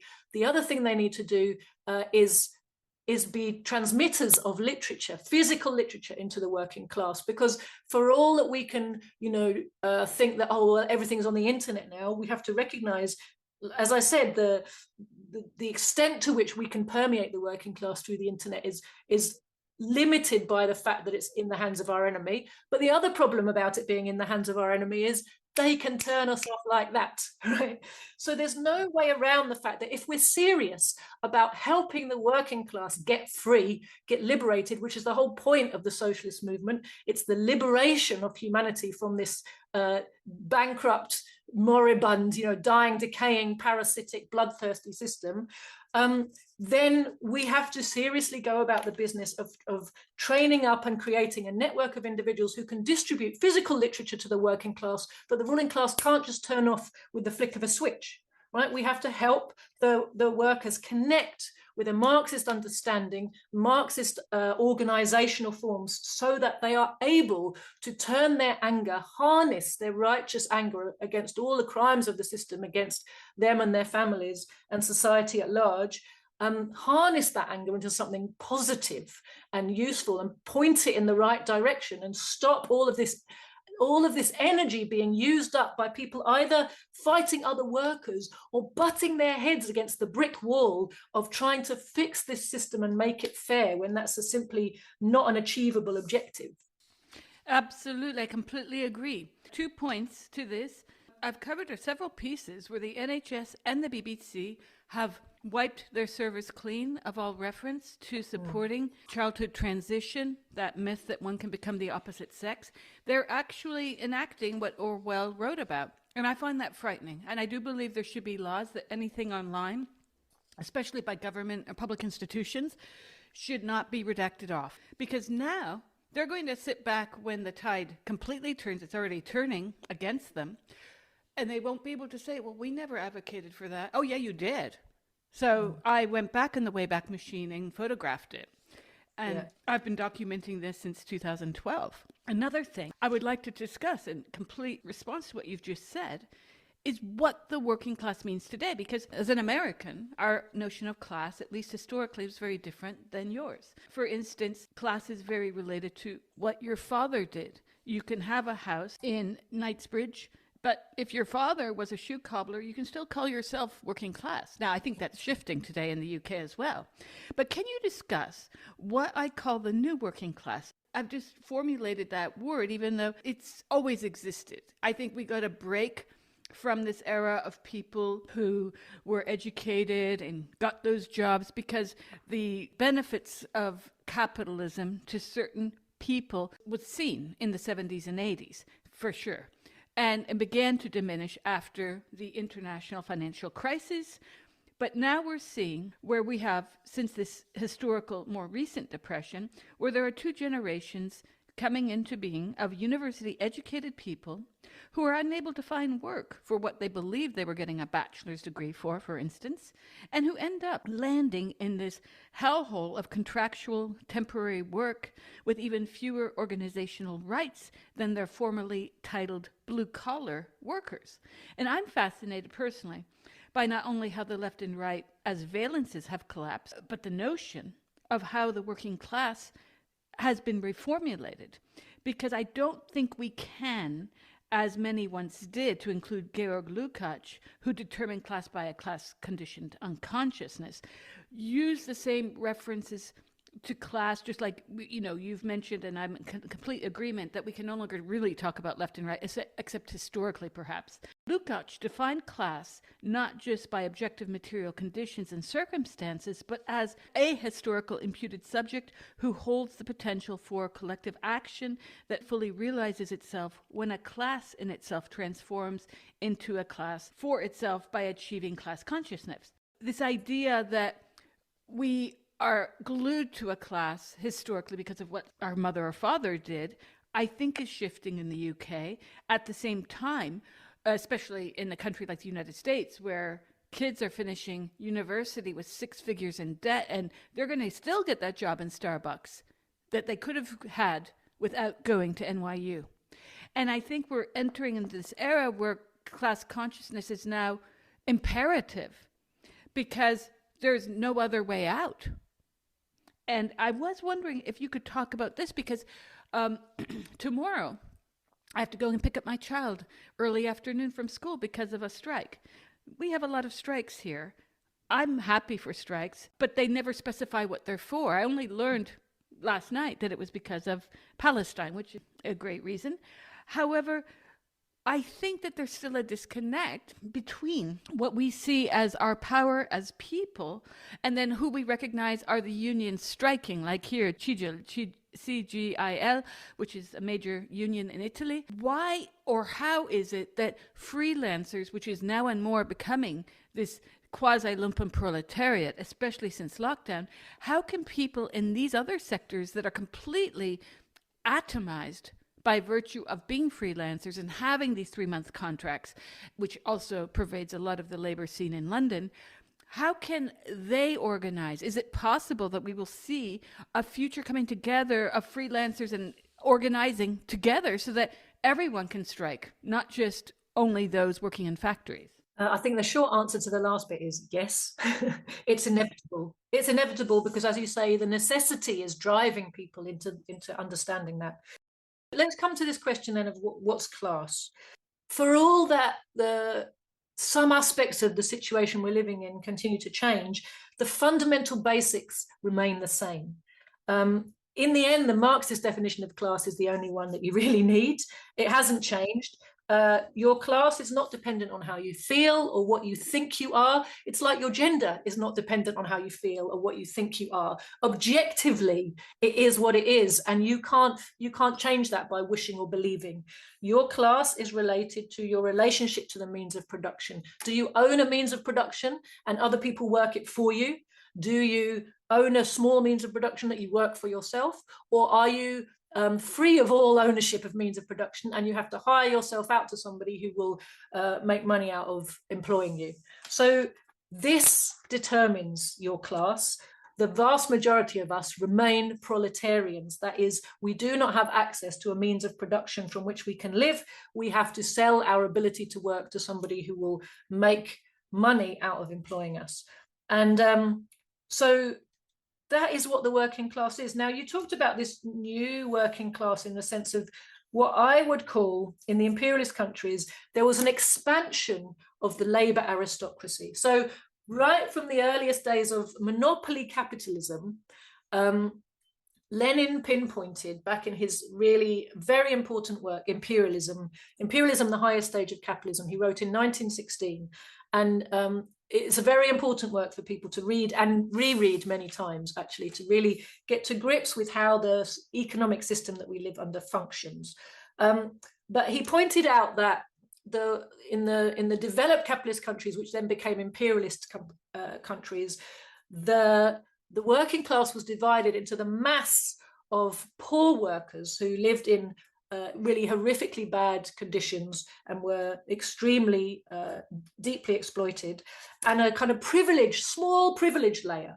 And those privileged layer were doing highly skilled jobs of various kinds. Some of them, craftsman type manual jobs, but highly skilled and well remunerated. Some of them were clerks, and in the kind of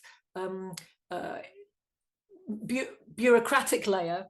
And it was from this layer of privileged workers that the leadership of the working class movement came. They had better education, they had a better standard of living. Essentially, they were getting bribes from the table of the imperialist super profits. And those bribes gave them a better life, but they also gave them a sense of investment in the system, that the system does all right by them, and it actually made them loyal to the system. And all the way back in 1916, Lenin identified that this layer, this labor aristocratic layer, was the secret of the inability of the working class movement to get itself together to oppose imperialism at home. because they had this traitorous layer that was basically managing their dissent, managing their organizations, and which was actually loyal to imperialism, because imperialism was the source of the better life that they were living, imperialist super profits. So they were, Labour Party, for example, was always a party of imperialism right back to 1900. Its very first government, which only lasted 8 months in 1924, the leaders of that government were openly saying they wanted to prove to the ruling class that the empire was safe in their hands. Right? This is the origin. This is the mindset of this class. Now, in those days, the division of the working class into Labour aristocracy and mass of the rest of the poor, the Labour aristocracy was a very small layer. They were a very economically significant layer, but they were numerically fairly small. What happened after World War II in all the imperialist countries was there was a massive expansion of the Labour aristocracy. Even the mass of workers had a big uplift in their conditions of life. But the Labour aristocracy swelled enormously. And it's exactly what you said. When you have granted a whole load of concessions to the workers as a ruling class, you said to them, yes, you can have access to education. Yes, you can have access to healthcare. Yes, you can have access to housing and all kinds of social services and trade union representation and decent jobs and benefits if you're out of work, and et cetera, all of these, and access to the law, which meant legal aid, right? So all of these systems required professionals to run them and man them. You needed a whole load more teachers, a whole load more medical staff, a whole load more accountants, a whole load more lawyers, whose work was going to be for the working class. Now, these people were recruited from the working class. So there was an expansion of education.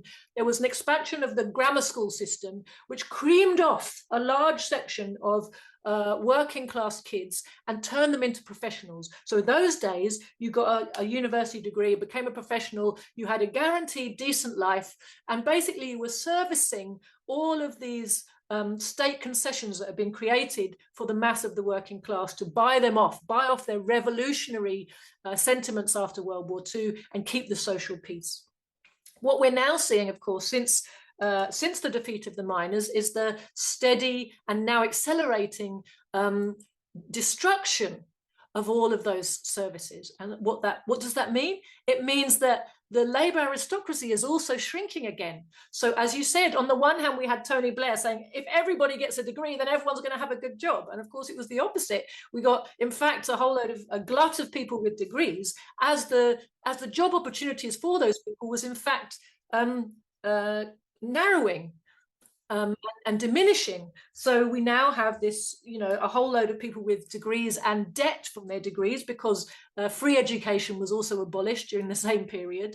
Those people now have got themselves into debt, thinking that a degree is the passport to a decent life for a working class person, and finding that, no, it's now a passport to debt and a job in a call center or McDonald's if you're lucky, or maybe just life on the dole if you're not. Exactly. And this ending up as, what we now have is what you described, this casualized, non-unionized, minimum wage labor force of, people who are called freelance, people who are called self-employed. But ultimately, it's back to the old situation. If you read all the way back to Capital, you can read Marx talking about the difference between day laborers and piece workers. And we now have a whole load of new piece workers. Right? There's been this silly term by non-Marxists. Who's that silly Greek man? Very, very un-Marxist, Varoufakis, talks about techno-feudalism, like there's some new thing that happened. But actually it's not. It's a reversion. If you look at these platforms like YouTube, eBay, Etsy, Amazon, they are hosting a massive reversion to piecework, right? People being paid below minimum wage to work really long hours, and the only person who really makes money out of that is the platform. But it's flexible. It can fit around, the fact that you've got a family and you have to stay at home. Just like in the old days, the piece workers were working at home and some overseer would drop round a whole load of things for them to sew, and they'd work, 16-hour days and hardly put any food on the table, right? It's classic old piecework being brought back to us with a new kind of high-tech wrapping. But it's not fundamentally something new or different that capitalism's never seen before. Our problem is as a society, a couple of generations of living in the post-war settlement social democratic Keynesian consensus has made us think that that's what capitalism looks like. But it isn't. That was the anomaly. Not this, and not what we had up until 1945. If you look at the between the wars Great Depression period, or if you look at what Marx describes in Capital, the situation of the mass of the working class, that is what is normal for capitalism, and that is what we are returning to. And because that's what we're returning to, you're absolutely right that there will inevitably be a new growth in class consciousness, a new demand for real organization, and not the controlled fake organization that we have now. If you look back to the period of the Depression, again, when the communist movement was much stronger in Britain, they led various movements. So they led the National Unemployed Workers Movement. They said, look, unemployed people are workers too, and they have needs, and we need to demand, that these people are taken care of. It's not their fault that capitalism can't give them work, right? Socialism would give them work. If capitalism can't give them work, the very least it can do is make sure they can survive in decent conditions. So they had the National Unemployed Workers Movement. There were regular hunger marches that went from the north to the south of the country and, brought attention to the plight of the unemployed.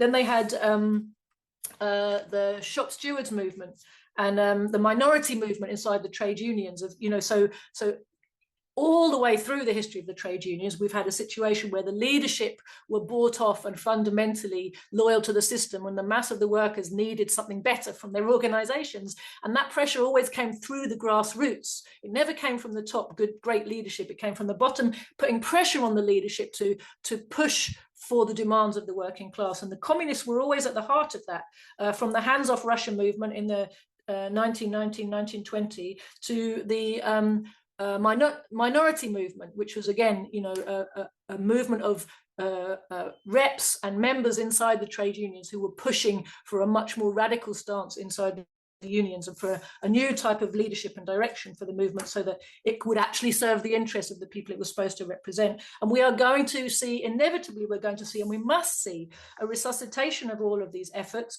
because without them, we're just saying, we're just acquiescing in the steady downward push on our pay conditions and life situation.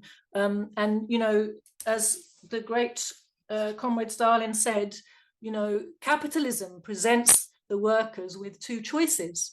You either eke out a miserable existence and sink lower and lower, or you pick up the banner of socialism. And fundamentally, that is going to be the choice that workers find themselves faced with. And it's our job to use every example possible that life is giving to people to show them the impossibility of this system delivering the things that they need, even on the most basic level, and why they need to join together with us in the struggle for socialism, join together with one another, and under the banner of Marxist organization, to struggle for genuine liberation and an end to this capitalist exploiting system.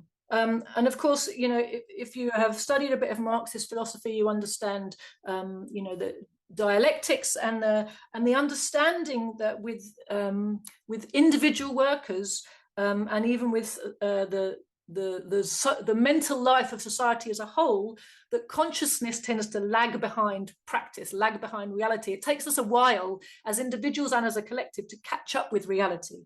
So you talked about this kind of idea of people sort of identifying with the class of their parents.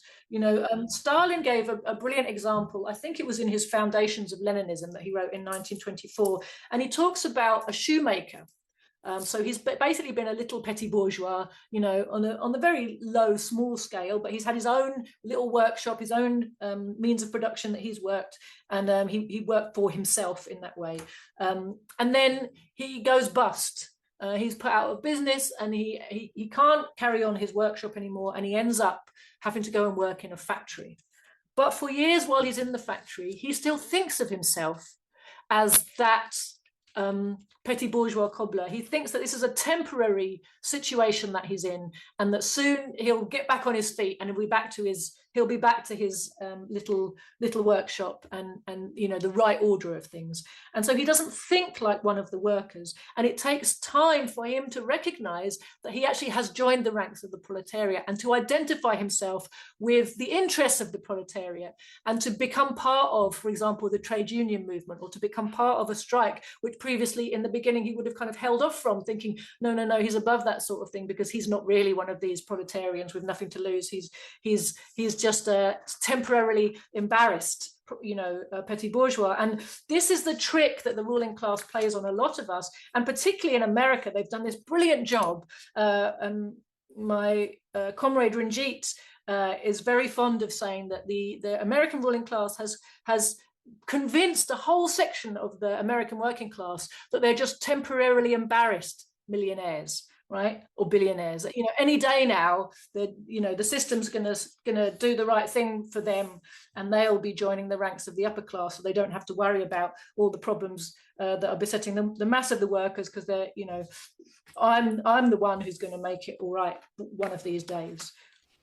Well, that's the myth of the middle class, that, as you point out, we had the creme brulee of capitalism for a very short period in time. If you think back to what capitalism means historically. I remember just seeing how the job market suddenly shifted, and it was even before 96, but I think just the quantity of letters that I was writing for students who were basically working for Columbia Records for free for 6 months, that said something to me. And the same thing, like when I first came to Italy in 1998 and I saw all these temporary job agencies everywhere, and I would meet Italians and they were on a 3-month contract, but after work, what would they do?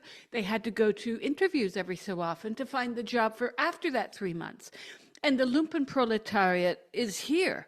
I think it absolutely advantages now the extremely uber wealthy that grew in wealth during lockdown. What a coincidence. And then you see these socialists, they're touted as socialist programs, the 20-hour work week. They're testing this in this city in Sweden, in this city in England. Maybe the way to look at it is kind of division of wealth, agrarian reform. Hello. I mean, what are people thinking? What's going to happen when we stop going to the human checkout at the market and keep using those robots? And the people will, where I live, they say, oh, senora, there's a checkout over there. And I'm like, no, I can't. I'm a Marxist. I'm standing in the line. I'm doing this not just to help you have a job, all of us, because this will become the way to go. And the women or the men will always look at me and say, you're right, because they know it too. In fact, they told me just this summer, one of them said, and our unions are supporting this, Joti. And I said, well, your union's wrong. And this is my next question. Unions are now collaborating, not all, with the powers that be. They are demonstrating a will to, in a way, run between the two, to keep in good favors with the labor giver and the employed. Absolutely. And you come back to a point that we've been making right through this conversation, Julian, about the role that the trade unions play in the imperialist countries, which is as class collaborators, as facilitators of the economic and social aims of the ruling class at any particular time, and as mechanisms for controlling and diverting and channeling the anger of their members, rather than facilitating the struggle of their members to defend themselves. And if you like, this is not new in the imperialist countries. Like I talked about earlier, the root cause of that affiliation of the labor aristocracy to imperialism goes back to imperialism's birth, and it goes back to the economic position they hold within the imperialist system, that they benefit from the super profits that imperialism makes abroad. And so they're always defenders of the empire, right? Rabid usually. And they're always actually defenders of the status quo and collaborators with the ruling class. But if we look to what happened in 1991 with the fall of the Soviet Union, the counter-revolutions across the socialist camp in Eastern Europe, what we saw, and it's, you were saying about how through the 90s you started to see these changes, and that's not an accident, because on the one hand, the ruling class, which had been actually the economic system had been in a big crisis in the 1980s, and the looting they were able to do of the wealth of the socialist countries and the Soviet Union enabled them to get back on their feet as a system. It was a massive shot in the arm, this huge wealth influx from all of that looting, and of course it enabled them to unleash their war machine to try to bring back under control all kinds of countries around the world that they felt were too independent and getting in the way of their global domination, principally, as we know, of course, in the Middle East, but not only.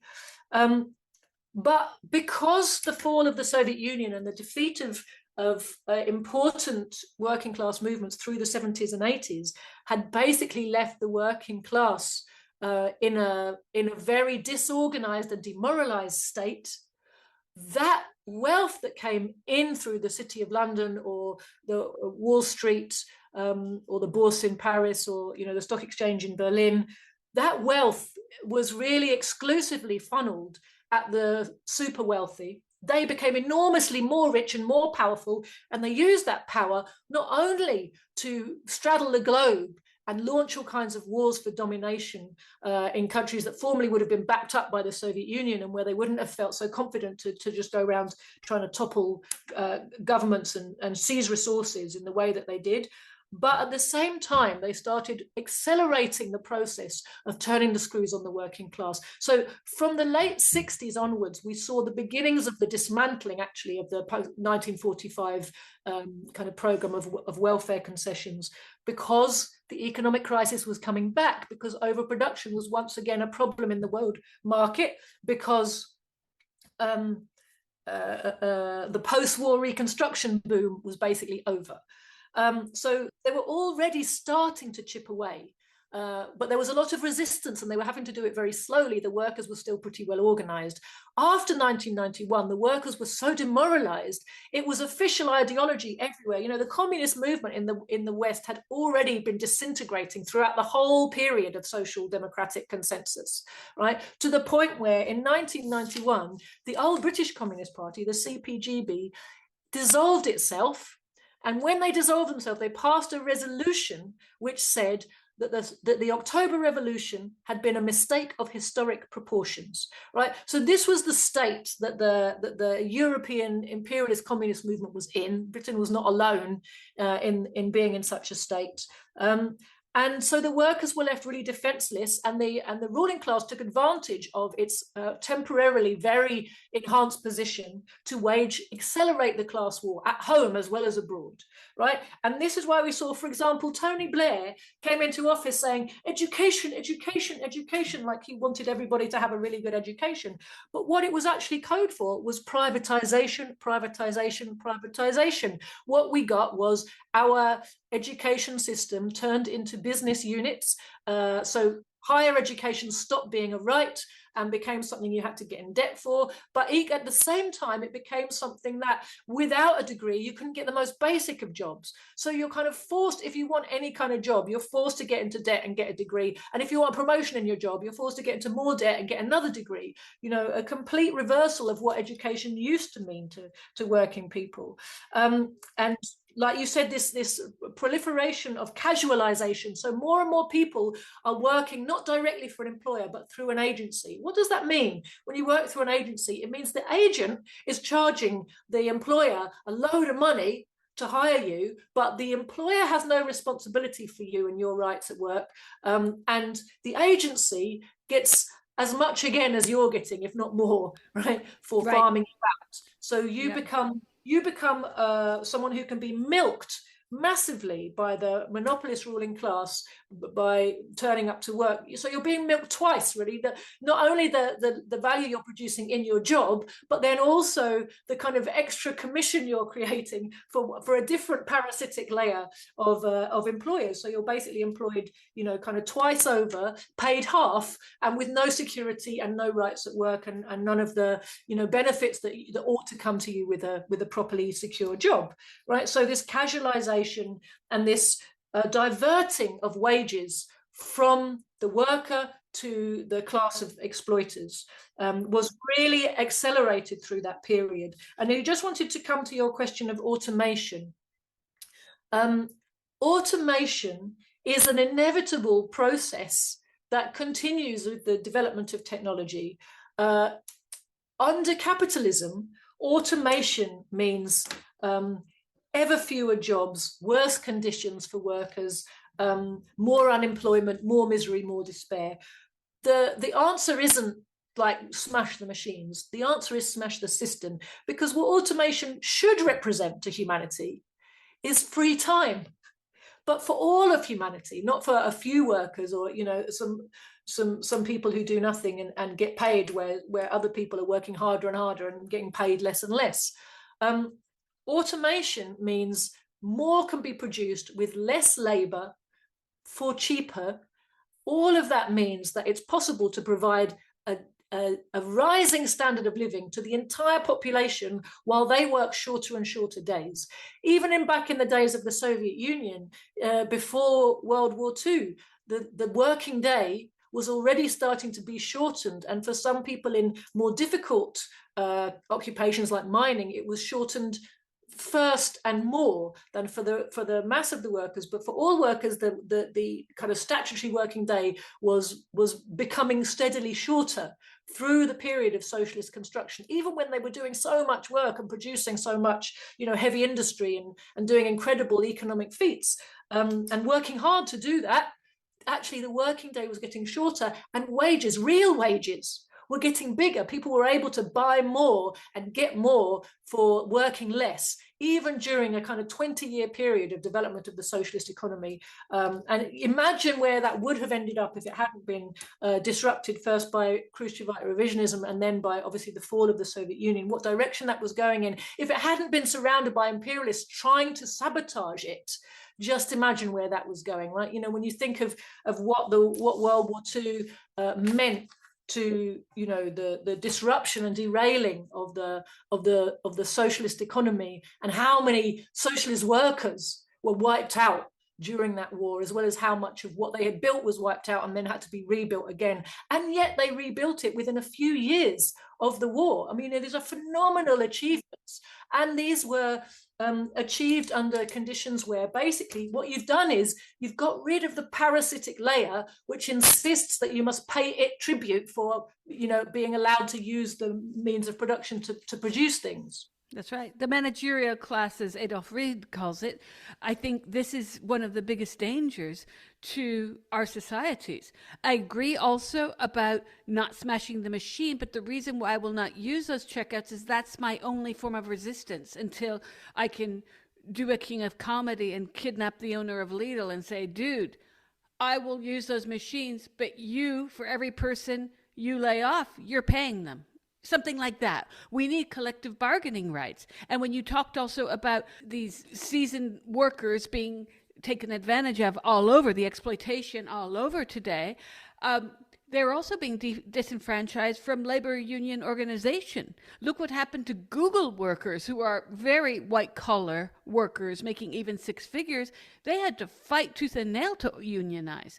It was insane. And even then, Google sent in spies in their Pittsburgh office trying to break it up. It was like on the waterfront, but Silicon Valley, right?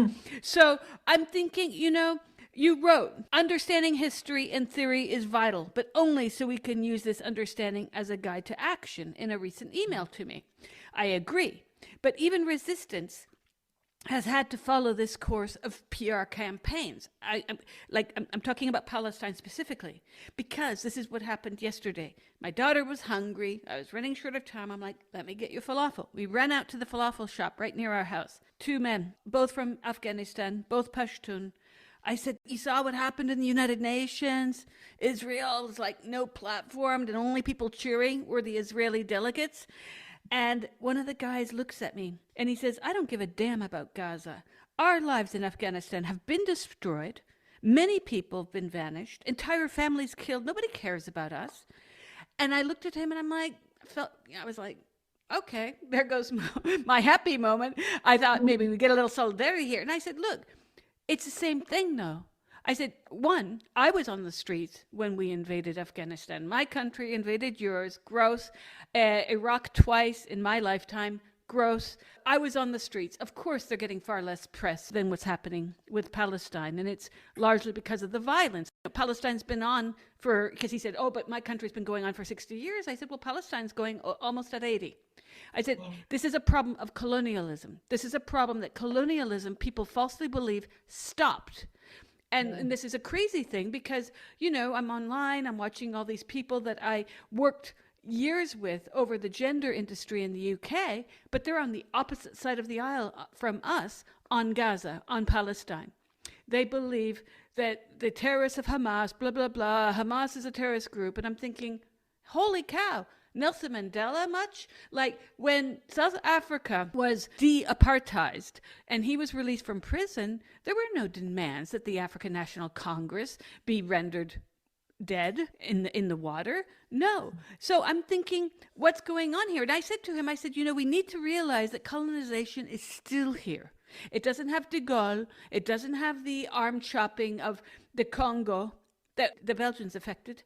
But we've got something more pernicious. We have the language of liberty and of globalization, but people are getting screwed more than ever. And so when you said don't smash the machine, I was thinking back to the mining of the Industrial Revolution, where miners would even go and smash the machines because they were worried about them taking their jobs, because these machines are a threat to our livelihood.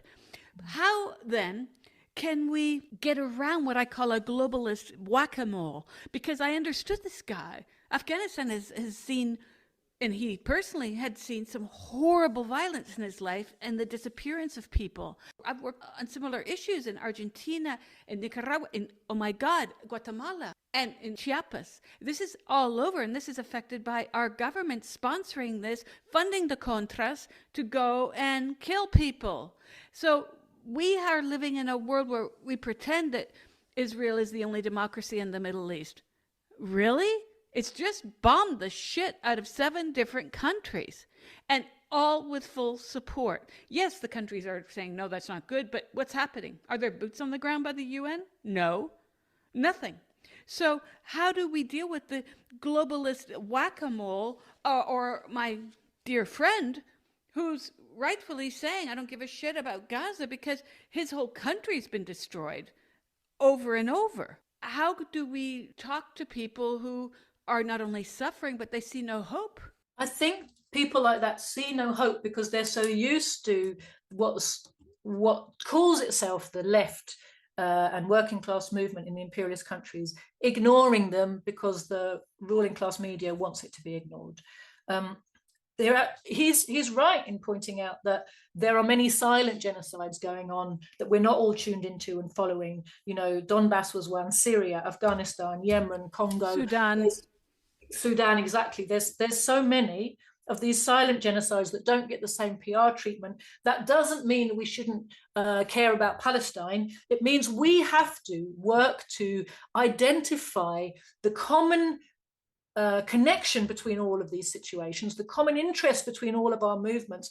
And fundamentally, for those of us who live in the West, we need to build a genuinely anti-imperialist movement that helps the workers understand that their struggle is inextricably tied to the struggle of the people who are on the front lines facing imperialist genocide in their countries.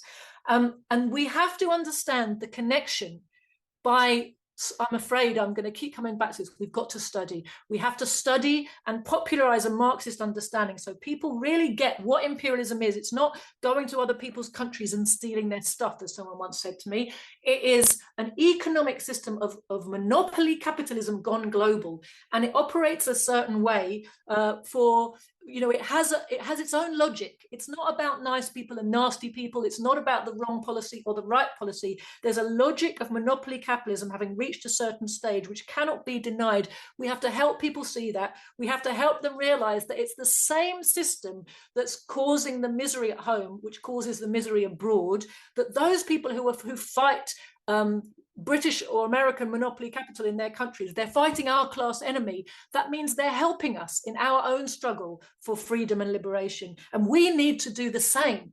we need to reciprocate, we need to coordinate. So really, when we understand that imperialism and the monopoly capitalist system is the enemy, we then recognize we must join our movements. The movement of the working class against capitalism and imperialism at home must be joined and coordinated with all of the resistance movements abroad. We must bring to workers at home an understanding of the crimes that our ruling class is committing in our names abroad, and the fact that they are strengthened by doing this. When they oppress and loot and murder abroad, they're doing it to make themselves more money. And when they are able to loot those countries and make themselves richer, that gives them more power at home, more power to unleash the police on us when we say the wrong thing or think the wrong thing, more power to destroy our trade union organizations, to derail our labor movement, to derail our anti-war movement, to derail every effort made by us to stand up for ourselves within the confines of the system. The state's ability to be so strong against us is very much connected to the wealth it extracts from the rest of the planet, right? So when we understand this, that when countries get free of imperialism, they make the imperialists a bit weaker. And when the imperialists are weaker, that's good for us, for the conditions of our struggle, right? So our movements have to work symbiotically in a coordinated way. And we have to take our responsibility seriously of creating, number one, understanding and a sense of connection between the working class here and the oppressed masses abroad, but also coordinated action. We have to learn to deliver real solidarity. We have to be creating mass movements that put pressure through our mass organizations to refuse to cooperate in these war efforts. We have to deliver real solidarity, not paper solidarity, not motions and pieces of paper that say, oh gosh, yes, it's all very terrible, but organize ourselves to stop our ruling class being able to carry out the crimes and the lootings that it does, because it has a material impact on our conditions over here.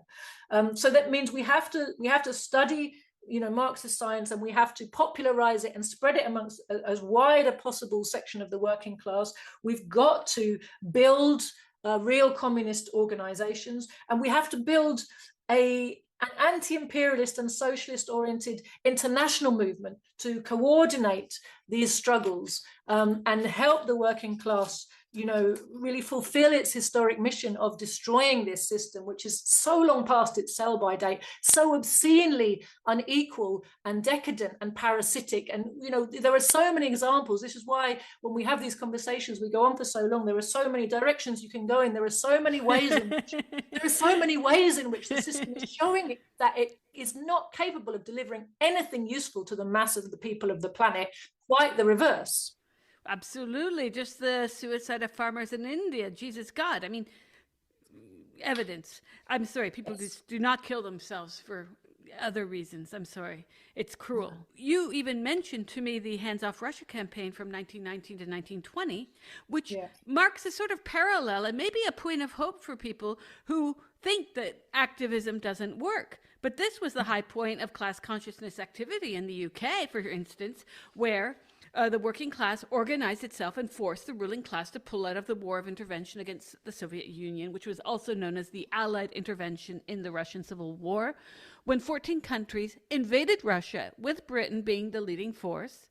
So there are similarities in many respects to what's happening today. Can you just talk about how the ruling classes use unemployment, pension benefits, council housing, all of this to bring down the revolutionary fervor, and how the ruling class maneuvers the workers in order to oppose each other? Yeah, I mean, I've talked many times about trans rights being this clown car that they roll out to keep people. Look, I also have a theory that I could click on what the BBC looks like now. It's constantly putting nonsensical news out there that makes people think about other things.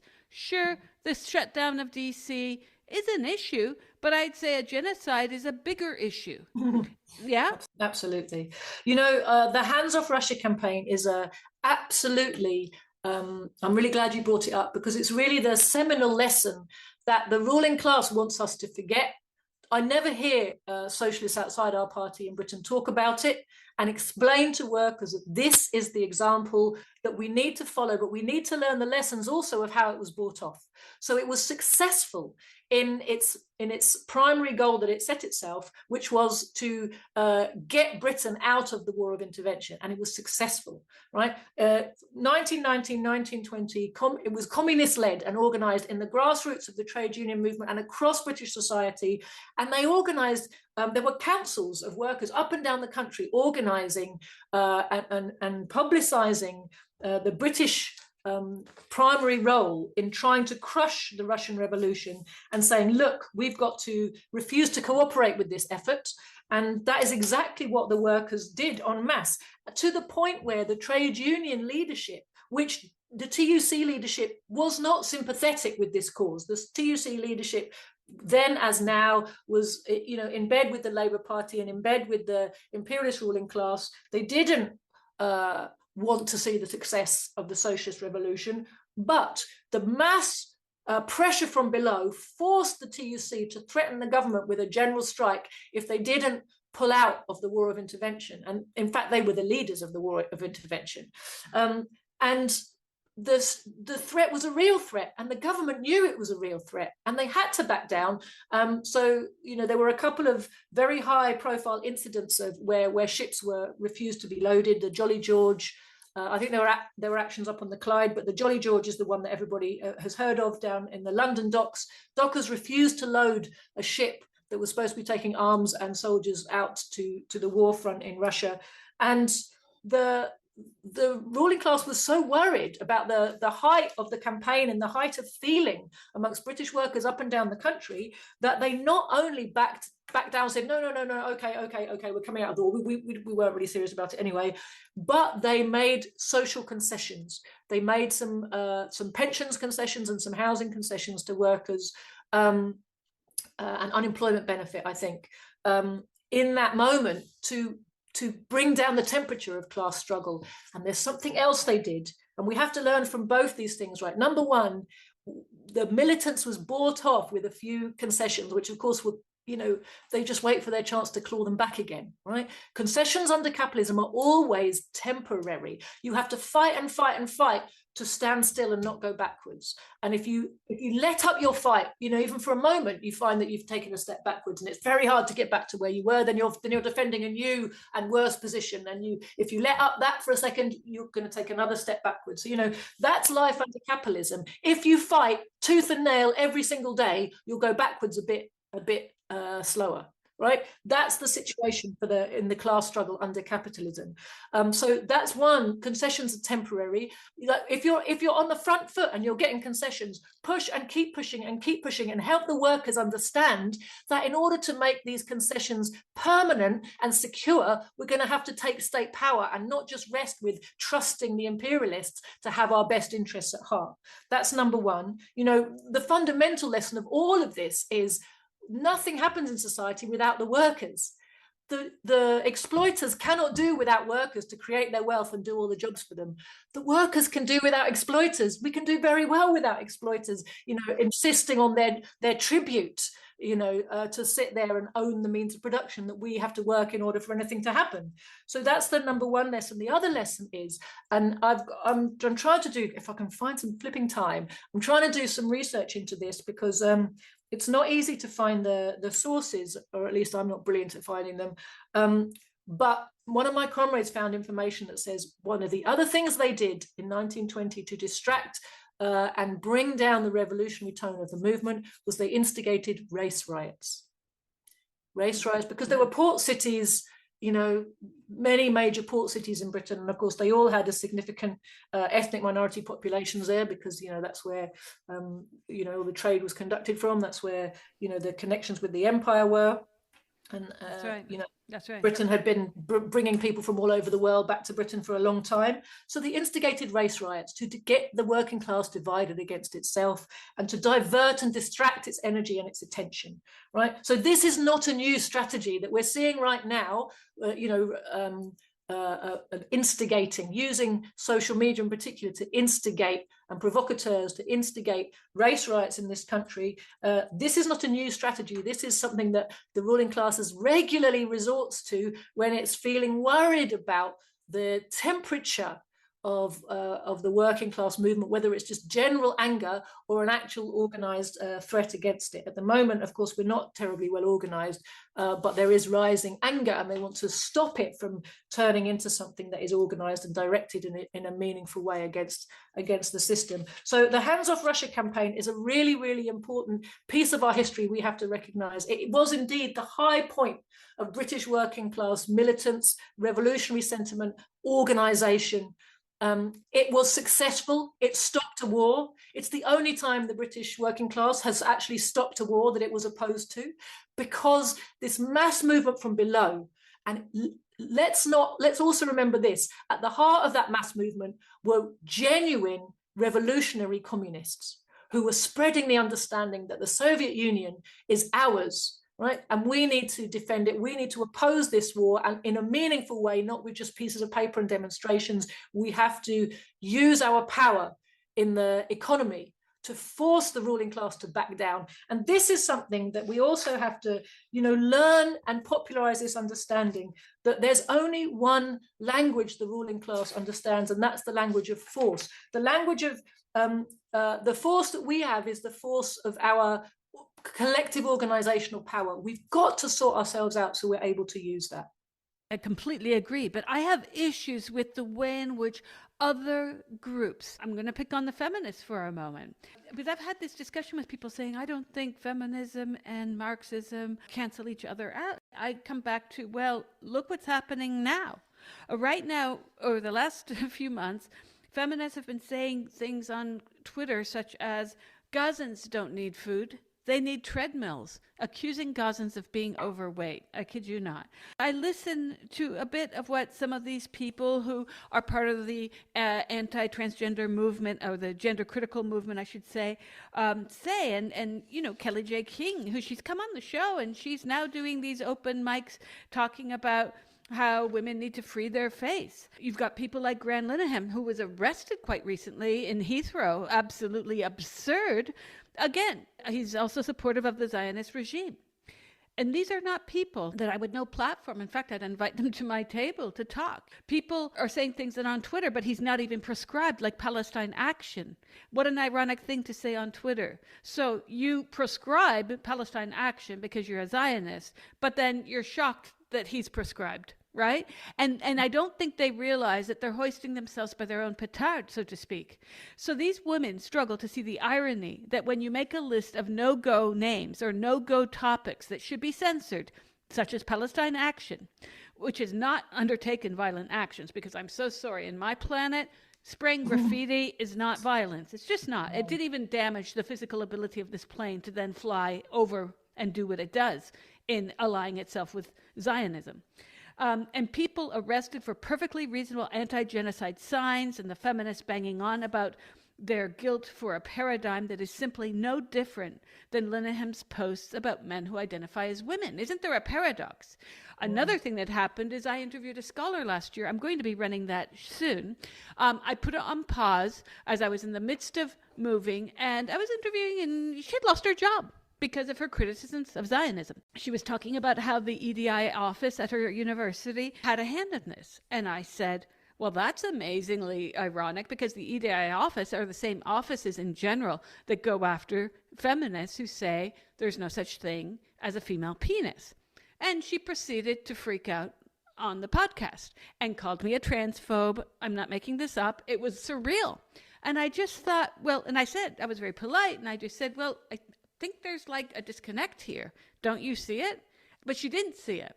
And that's what we're facing right now, where you have these satellite narratives. Of course, Marxism is not against women's and children's rights. Marxism is against sterilizing children. I don't even think that needs to be said. But the fact is, when we have these very entrenched narratives that see that they are, the feminist line is women live under the patriarch. And I'm thinking, no, and there's no such, the whole thing about male violence. I'm like, well, there's violence. Let's talk about violence. Let's talk about colonialism. Let's talk about war. Let's talk about the violence of capitalism. That it takes a somatic form as well, not just on the workers, let's say, and on all of us who are working 20-hour days during lockdown. That happened to me.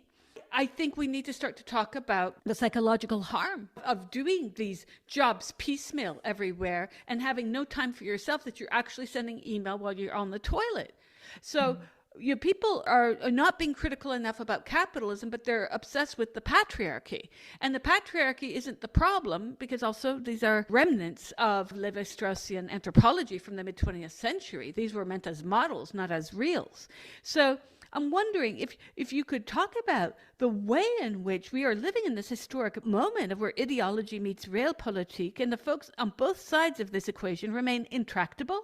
The left, for having years embraced ID politics, or the pseudo-left as well, because the neoliberals are a kind of, I call them neoconservative light, but they don't even know they're neoconservatives, which I find funny. I have a transgender friend, and it's like, oh my God, okay, so you adhere to 100 years ago of gender stereotype. Excellent for you. Meanwhile, it would seem that Corbyn has learned nothing from the momentum disaster, and together with Sultana, Zahra Sultana, has created a political party that is now mandating a continuation of the same madness that failed the first time around. In addition to Sultana's recent accusation of Corbyn as having capitulated over the definition of anti-Semitism, right? And then it would seem that all of this is ironically hurting the British people towards extremes. I mean, in a way, one could argue that they're pushing them towards Farage because they're not giving them any other way out. And so if Farage is painted as the arch enemy of progressivism, because they think they're progressive by calling men women, are there bridges to be built from these camps of the far right, who are regularly painted as fascist, racist, etc., when many of them are they just want a job, they want to survive, and then the faux left's inability to understand that pronouns are a distraction from the very class politics that they are actually ignoring?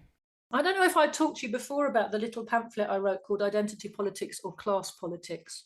For me, it's very important that people understand that feminism is not actually about women's liberation. Feminism is the bourgeois movement to hijack the struggle for women's liberation, which is a class struggle and which is inextricably linked to the struggle for socialism, because women's oppression's roots are in class society. And the only way out of systematic oppression and hyper-exploitation of women is to do away with class society, which ties in with the socialist platform of getting rid of capitalism and moving forward to socialism. So women's liberation for all women, working class women, the mass of women, can only be fulfilled by the abolition of capitalism. What the bourgeois society has done is turn the women's struggle into feminism. And feminism is a bourgeois movement saying equal rights under capitalism for men and women. And what that actually translates to in practice is formal equality before the law, and in reality, more access by women to some of the top jobs. But those women obviously have to come from the right sector of society, and there's only going to be a few of them, right? The mass of working class women remain largely untouched in terms of the extra burdens that society places on them because they're women. So fundamentally, I am not a feminist. I don't subscribe to feminism. I don't engage with it. As far as I'm concerned, liberation of women requires socialism.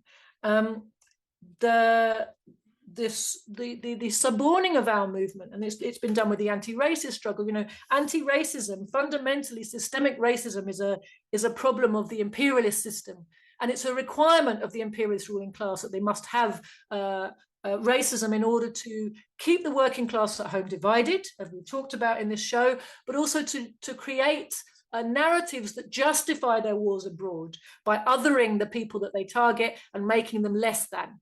Right, so you have all of these narratives of how people are inherently unable to run their own societies for various reasons, essentially racist propaganda of various kinds, and a kind of supremacism of, you know, being from the imperialist heartlands, that you somehow know better, have a superior level of civilization, and it's your job to take that around the world, even if the people don't want it where you're going. It's going to be better for them because you know better, because you just are better. So imperialism needs racism. Therefore, the struggle against racism is a struggle against imperialism, which means it's a struggle against capitalism. But it's been turned by bourgeois academia and the fake left into a struggle for equal rights inside capitalism, which again ends up meaning that there's still systemic racism in society, but they consider the anti-racist struggle to be the struggle for some black people in some of the top jobs. And so you end up with the idea that, we're achieving the goals of the anti-racist movement because we had a black president, or we're achieving we're achieving the dream of female liberation because Hillary Clinton's, might become president. We had Margaret Thatcher, and wasn't that brilliant for women?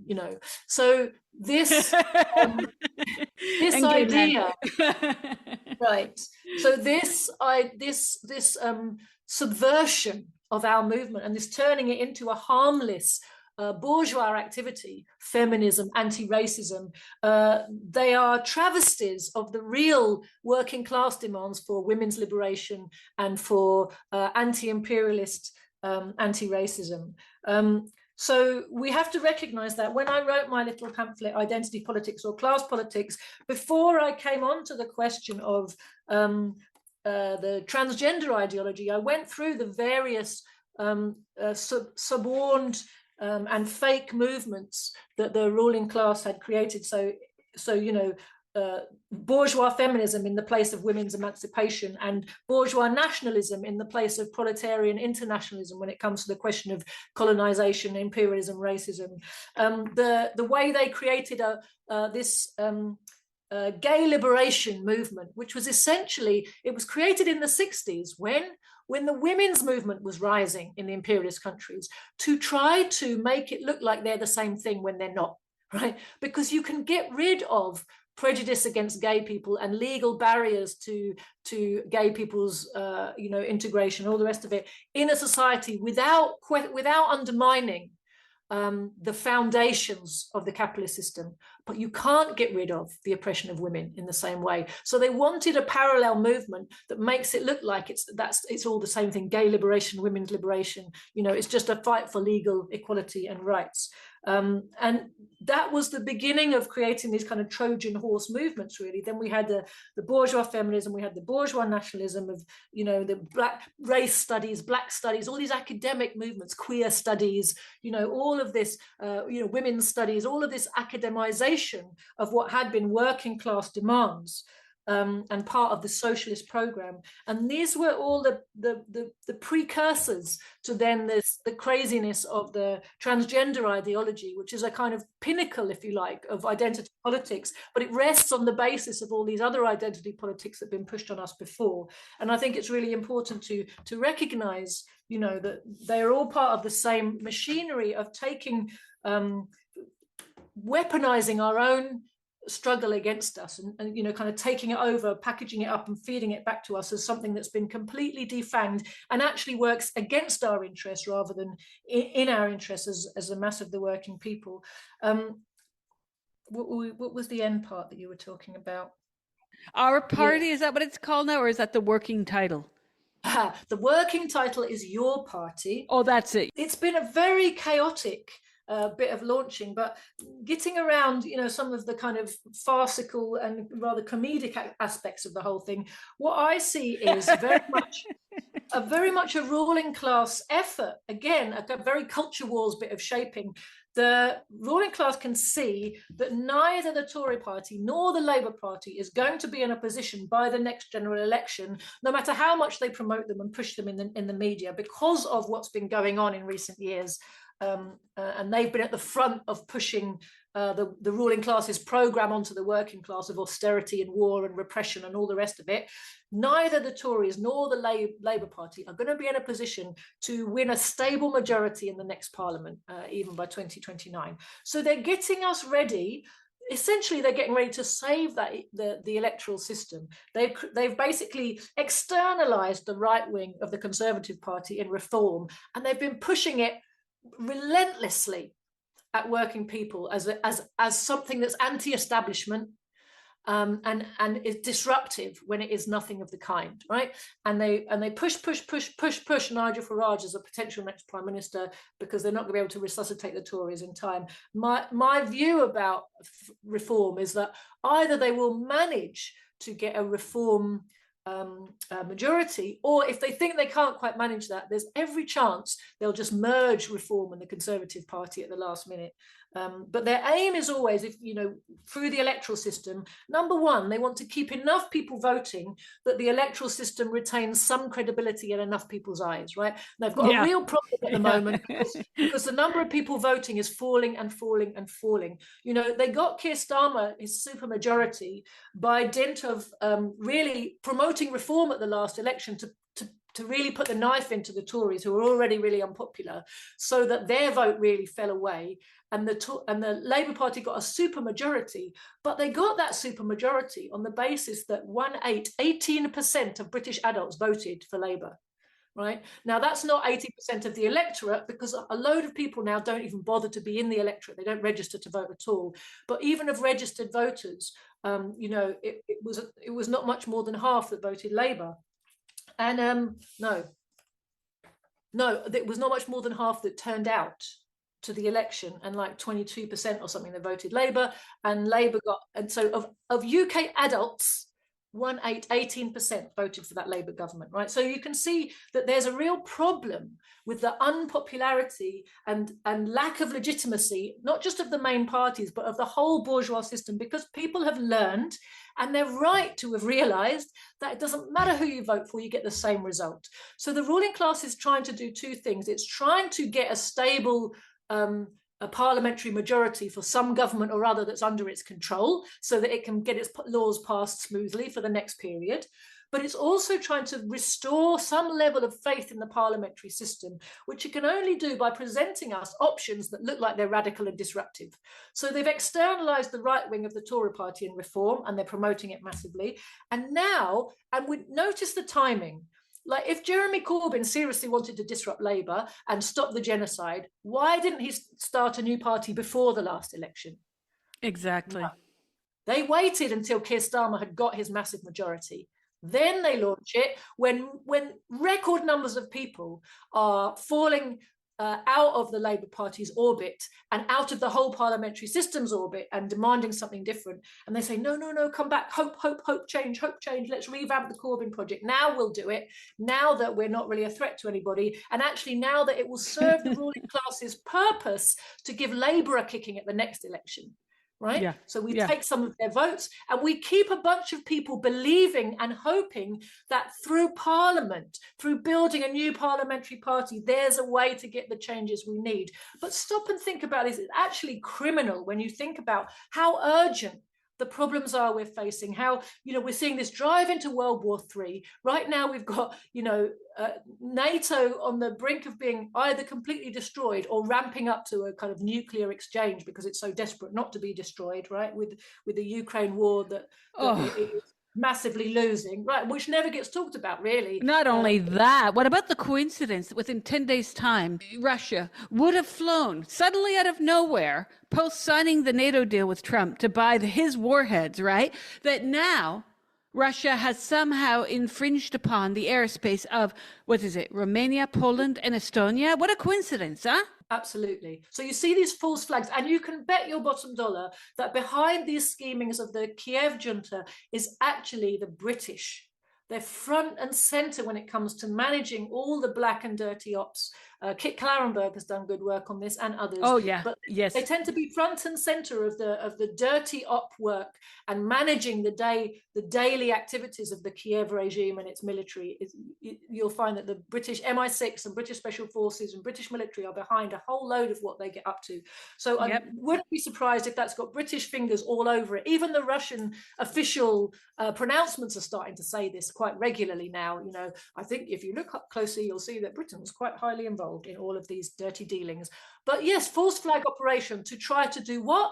To try to bring back the full focus of the US into the European theatre of war, to try to justify to the populations of all of Western Europe that we should be in an open, overt confrontation for all of NATO against Russia. Yeah. And, what do you think that looks like? Stop and think about it. So we've got these things happening right in front of us right now. We've got a live stream genocide to our phones right now that is, making people so angry, and the rage is so painful because they feel impotent, right? right? They want something to be done now. And of course, we have the cost of living crisis, the unemployment crisis, the housing crisis, the poverty crisis, the hunger crisis, all of that going on that needs urgent action now. What we need is leadership to reorganize our unions and our mass movements and take back control for ourselves and use our power now to change things that need changing now. And what are we getting? Jeremy Corbyn and some other, kind of very dodgy characters with some very dodgy people around them. And when I say dodgy, I mean state affiliated and provocative, connected to Zionism, connected to the secret services, in the teams around Zara Sultana and Jeremy Corbyn. But they're saying to us, put your faith back in the parliamentary system and focus all your energies on building for 2029. I mean, it's actually criminal when you stop and think about it, isn't it? And how many times are we really going to fall for this again? My view is massive working class people are not going to fall for it. I think they've given up on Labour. Most of them were never particularly keen on Corbyn. After he did his U-turn on Brexit, they'll never go back to him. It's keeping a certain activist layer very busy. But you'll see all the fake socialists and communists in Britain are running around desperately trying to tell workers that this is where they have to pin their hopes again. And they're basically doing the job of the ruling class in trying to shore up support for and faith in and credibility in the parliamentary system that has lost credibility in the eyes of so many. You and I have something in common. We both have fathers from India. And my father was a huge influence on me, my politics, my thinking about human rights. Though my father was not a card-carrying Marxist by any means, he was certainly what one would call on the left, definitely. The way he raised us was so respectful in so many ways. For instance, in 1979, I came home from school and my brother and I were singing the song we learned at school to the tune of Barbara Ann, and it was bomb, bomb, bomb, bomb, bomb, Iran. And my father heard us, and he sent us to our rooms, and we had to read Gandhi's autobiography. And that was our punishment for until we finished it. It's not a short book. And then we had to write an essay. I just thought these are the lessons of my sibling's father and that we got early on. I must have been 12 at the time when that happened. Your father, Harper Brar, was a very important figure in Marxism in the UK. Can you discuss your father? Because he passed away at the beginning of this year. And I was just wondering about what you learned from him, not just as a father, but as a human. Thanks, Julian. Yes, Harpal, my father died in January, and he was a towering figure in many different ways, and obviously a very strong presence in my life. I think the thing as a father, actually, what he taught me was something personal and political simultaneously, which is what somebody looks like when they are genuine and sincere and sincerely devoted to a cause, because Harpal was absolutely single-minded in his application to studying and applying Marxist science.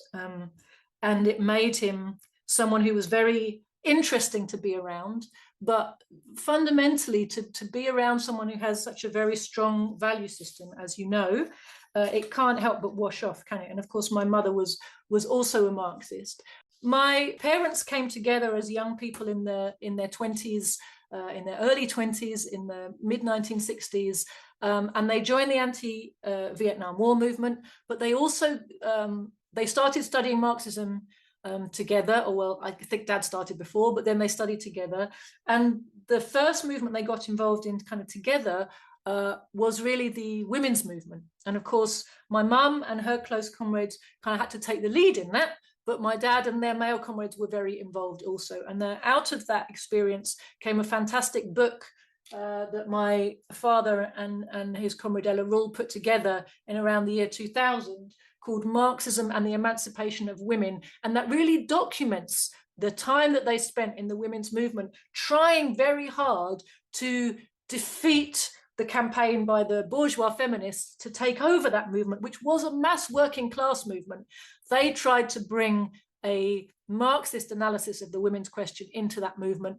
Ultimately, they were chased out, but their experiences there and the work they did in exposing the rottenness of the various feminist lines and the revisionist and Trotskyite organizations that tried to take control of that movement, which essentially ended up retreating into academia when the working class women had been put off it by all the crap from the bourgeois feminists about, burn your bra and kick the oppressor out of your beds and all the stupid slogans they came out with, which basically demobilized the mass of working class women who were in it for genuine working class, reasons of, female emancipation.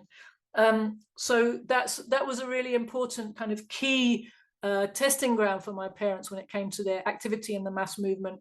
And, my mother played a very important role in that too. Also a very principled person, who lived by her principles and was always very sincere, someone who neither of my parents were big into, sort of convenient hypocrisies when it came to political activity. And what I really saw about Hopal, and I do recommend people to go to my party's website, thecommunist.org, and read Hopal's obituary. It's really, really interesting. He had a very long and very interesting life and came a long way from his beginnings. He was born in a backwater of Punjab in British India, but a part of India where you didn't see lots of white people hanging about. But obviously the control of the Raj was over everything. And he was a young boy when partition happened, and his village was right next to the border. So his village had been a mixed village of Muslims, Hindus, and Sikhs, which all of Punjab was at that time. And partition ripped it to pieces. And we only found out at his funeral. He died in India and we were with him. And so his funeral was the same night as the day he died on the other side of the state. We took him back to his birth village. And that was really quite an eye-opening experience. I hadn't been there since I was 7, because after my grandmother died, the family moved from the farm into the nearby town. And when we visited, we never went back to the farm anymore. But the farm had been where the center of family life for as long as my grandmother was alive, and it's where my father was raised, and where he was, born and had his young childhood. And going back there and seeing the origins that he came from, the journey that his life took him was all the more remarkable. His mother was illiterate. His father didn't have education beyond the age of 11, but because his father's wealth, ability to pay for education was growing as my father grew up, education was available to him, and he really seized it with both hands. But we found out at his funeral that the first school that he attended was a village school, and it was actually a madrasa. It was a Maulvi. A Maulvi was his first school teacher, and of course that was ripped apart by partition, which was so bloody and genocidal, horrific parting act of the British. And it's a wound in Punjab in particular, and India in general, Pakistan, that has never been cured from that day to this. It continues to affect everything about life in India and Pakistan and politics in those countries, and to hold India back from its real potential. The lasting scars and the setup it made of two warring countries who are opposed to one another, and the fratricidal communal politics that the British introduced to India and have been picked up by the ruling classes of India since, in order for them to maintain, their power in a class divided society. So communalism, has blighted India since the days of the Raj, and still today it does. But of course, as a young boy, Hopal saw his community, ripped in two. His father and grandfather were routinely kind of patrolling around the borders of their farmland on the nights during that time with guns to try to keep the family and their neighbors safe. They smuggled quite a few of their Muslim friends across the border, hid them and smuggled them across so that they wouldn't get caught up in the pogroms that were going on. Hopal's first school friends were Muslim boys who then he lost touch with because they left to the other side. So the whole character of the community that he was born into completely changed overnight. during this process of partition. And he was I think 7 years old when that happened, so old enough to see, and obviously as he got older then to understand. So I think this had a huge impact on Harpal that perhaps only really came home to me when he died and we went back to his home village, and I looked at the map and saw just how close to the border it was, because always Pakistan obviously was like a foreign country to us when we were born here, so far away, but actually it was so close to where we would go to visit. And Lahore was the former kind of big center of population that our people from our village would have gone to. My grandfather would have, if he was going to a city, he would have gone to Lahore to do, to do business or shopping or whatever, you can only do in bigger centers. So that was completely cut off. They even changed the script with which they studied Punjabi. They used to use a Persian script, and after partition, the Persian script which is the one that historically all of Punjabi literature was written in, they stopped using that in the schools and they used this religious Gurmukhi script. Well, that cut them off from their Punjabi heritage, right? Because nobody reads the Persian script anymore. So all of these things, I think what that really did for Harpal was give him a deep, abiding hatred for imperialism and a kind of core knowledge of what imperialism is that you don't easily get if you are a native-born British worker. You can read about it in books, but you've grown up not really understanding what imperialism is, and you've grown up with a whole load of prejudices about the fact that the British are just better somehow and more advanced, and you can't help but be impacted by all of that. And I think that's also a gift in a way that Harpal gave to our party comrades and obviously to his children in particular, that because of growing up with somebody whose anti-imperialism goes so deep through his core, if you like, that's something that we've inherited, despite being very British, actually, British-born, English speakers, we have an English mother, and, essentially we're British kids, but we very much imbibed that core sense of anti-imperialist strength that I think Harpal gave to our party. And it's really, I think, at the core of why he and his comrades were successful in something that so few people in the West during the same period were able to do, which is keep genuine revolutionary anti-imperialist Marxist theory and practice alive. One, of course, he dedicated himself to that very strongly, but it's through a period when everybody was becoming pragmatic or shaken by world events.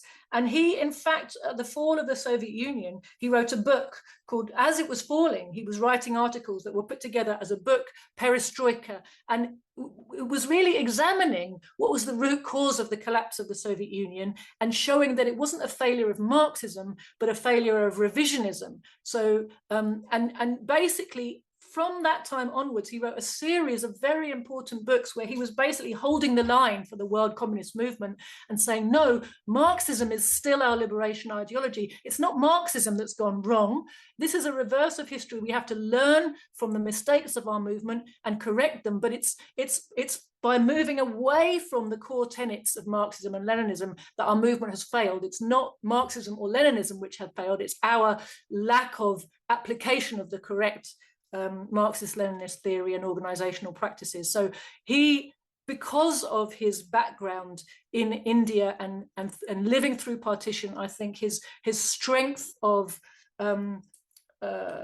feeling against imperialism was a kind of core guiding light through his life that I think gave a kind of strength to our party, which is very rare actually in the West. There are very few communist movements that have been able to survive through this whole counter-revolutionary period and have really strong anti-imperialist politics at the end of it. Our party is still small, but in Britain it's a huge feat that we even exist in the way that we do.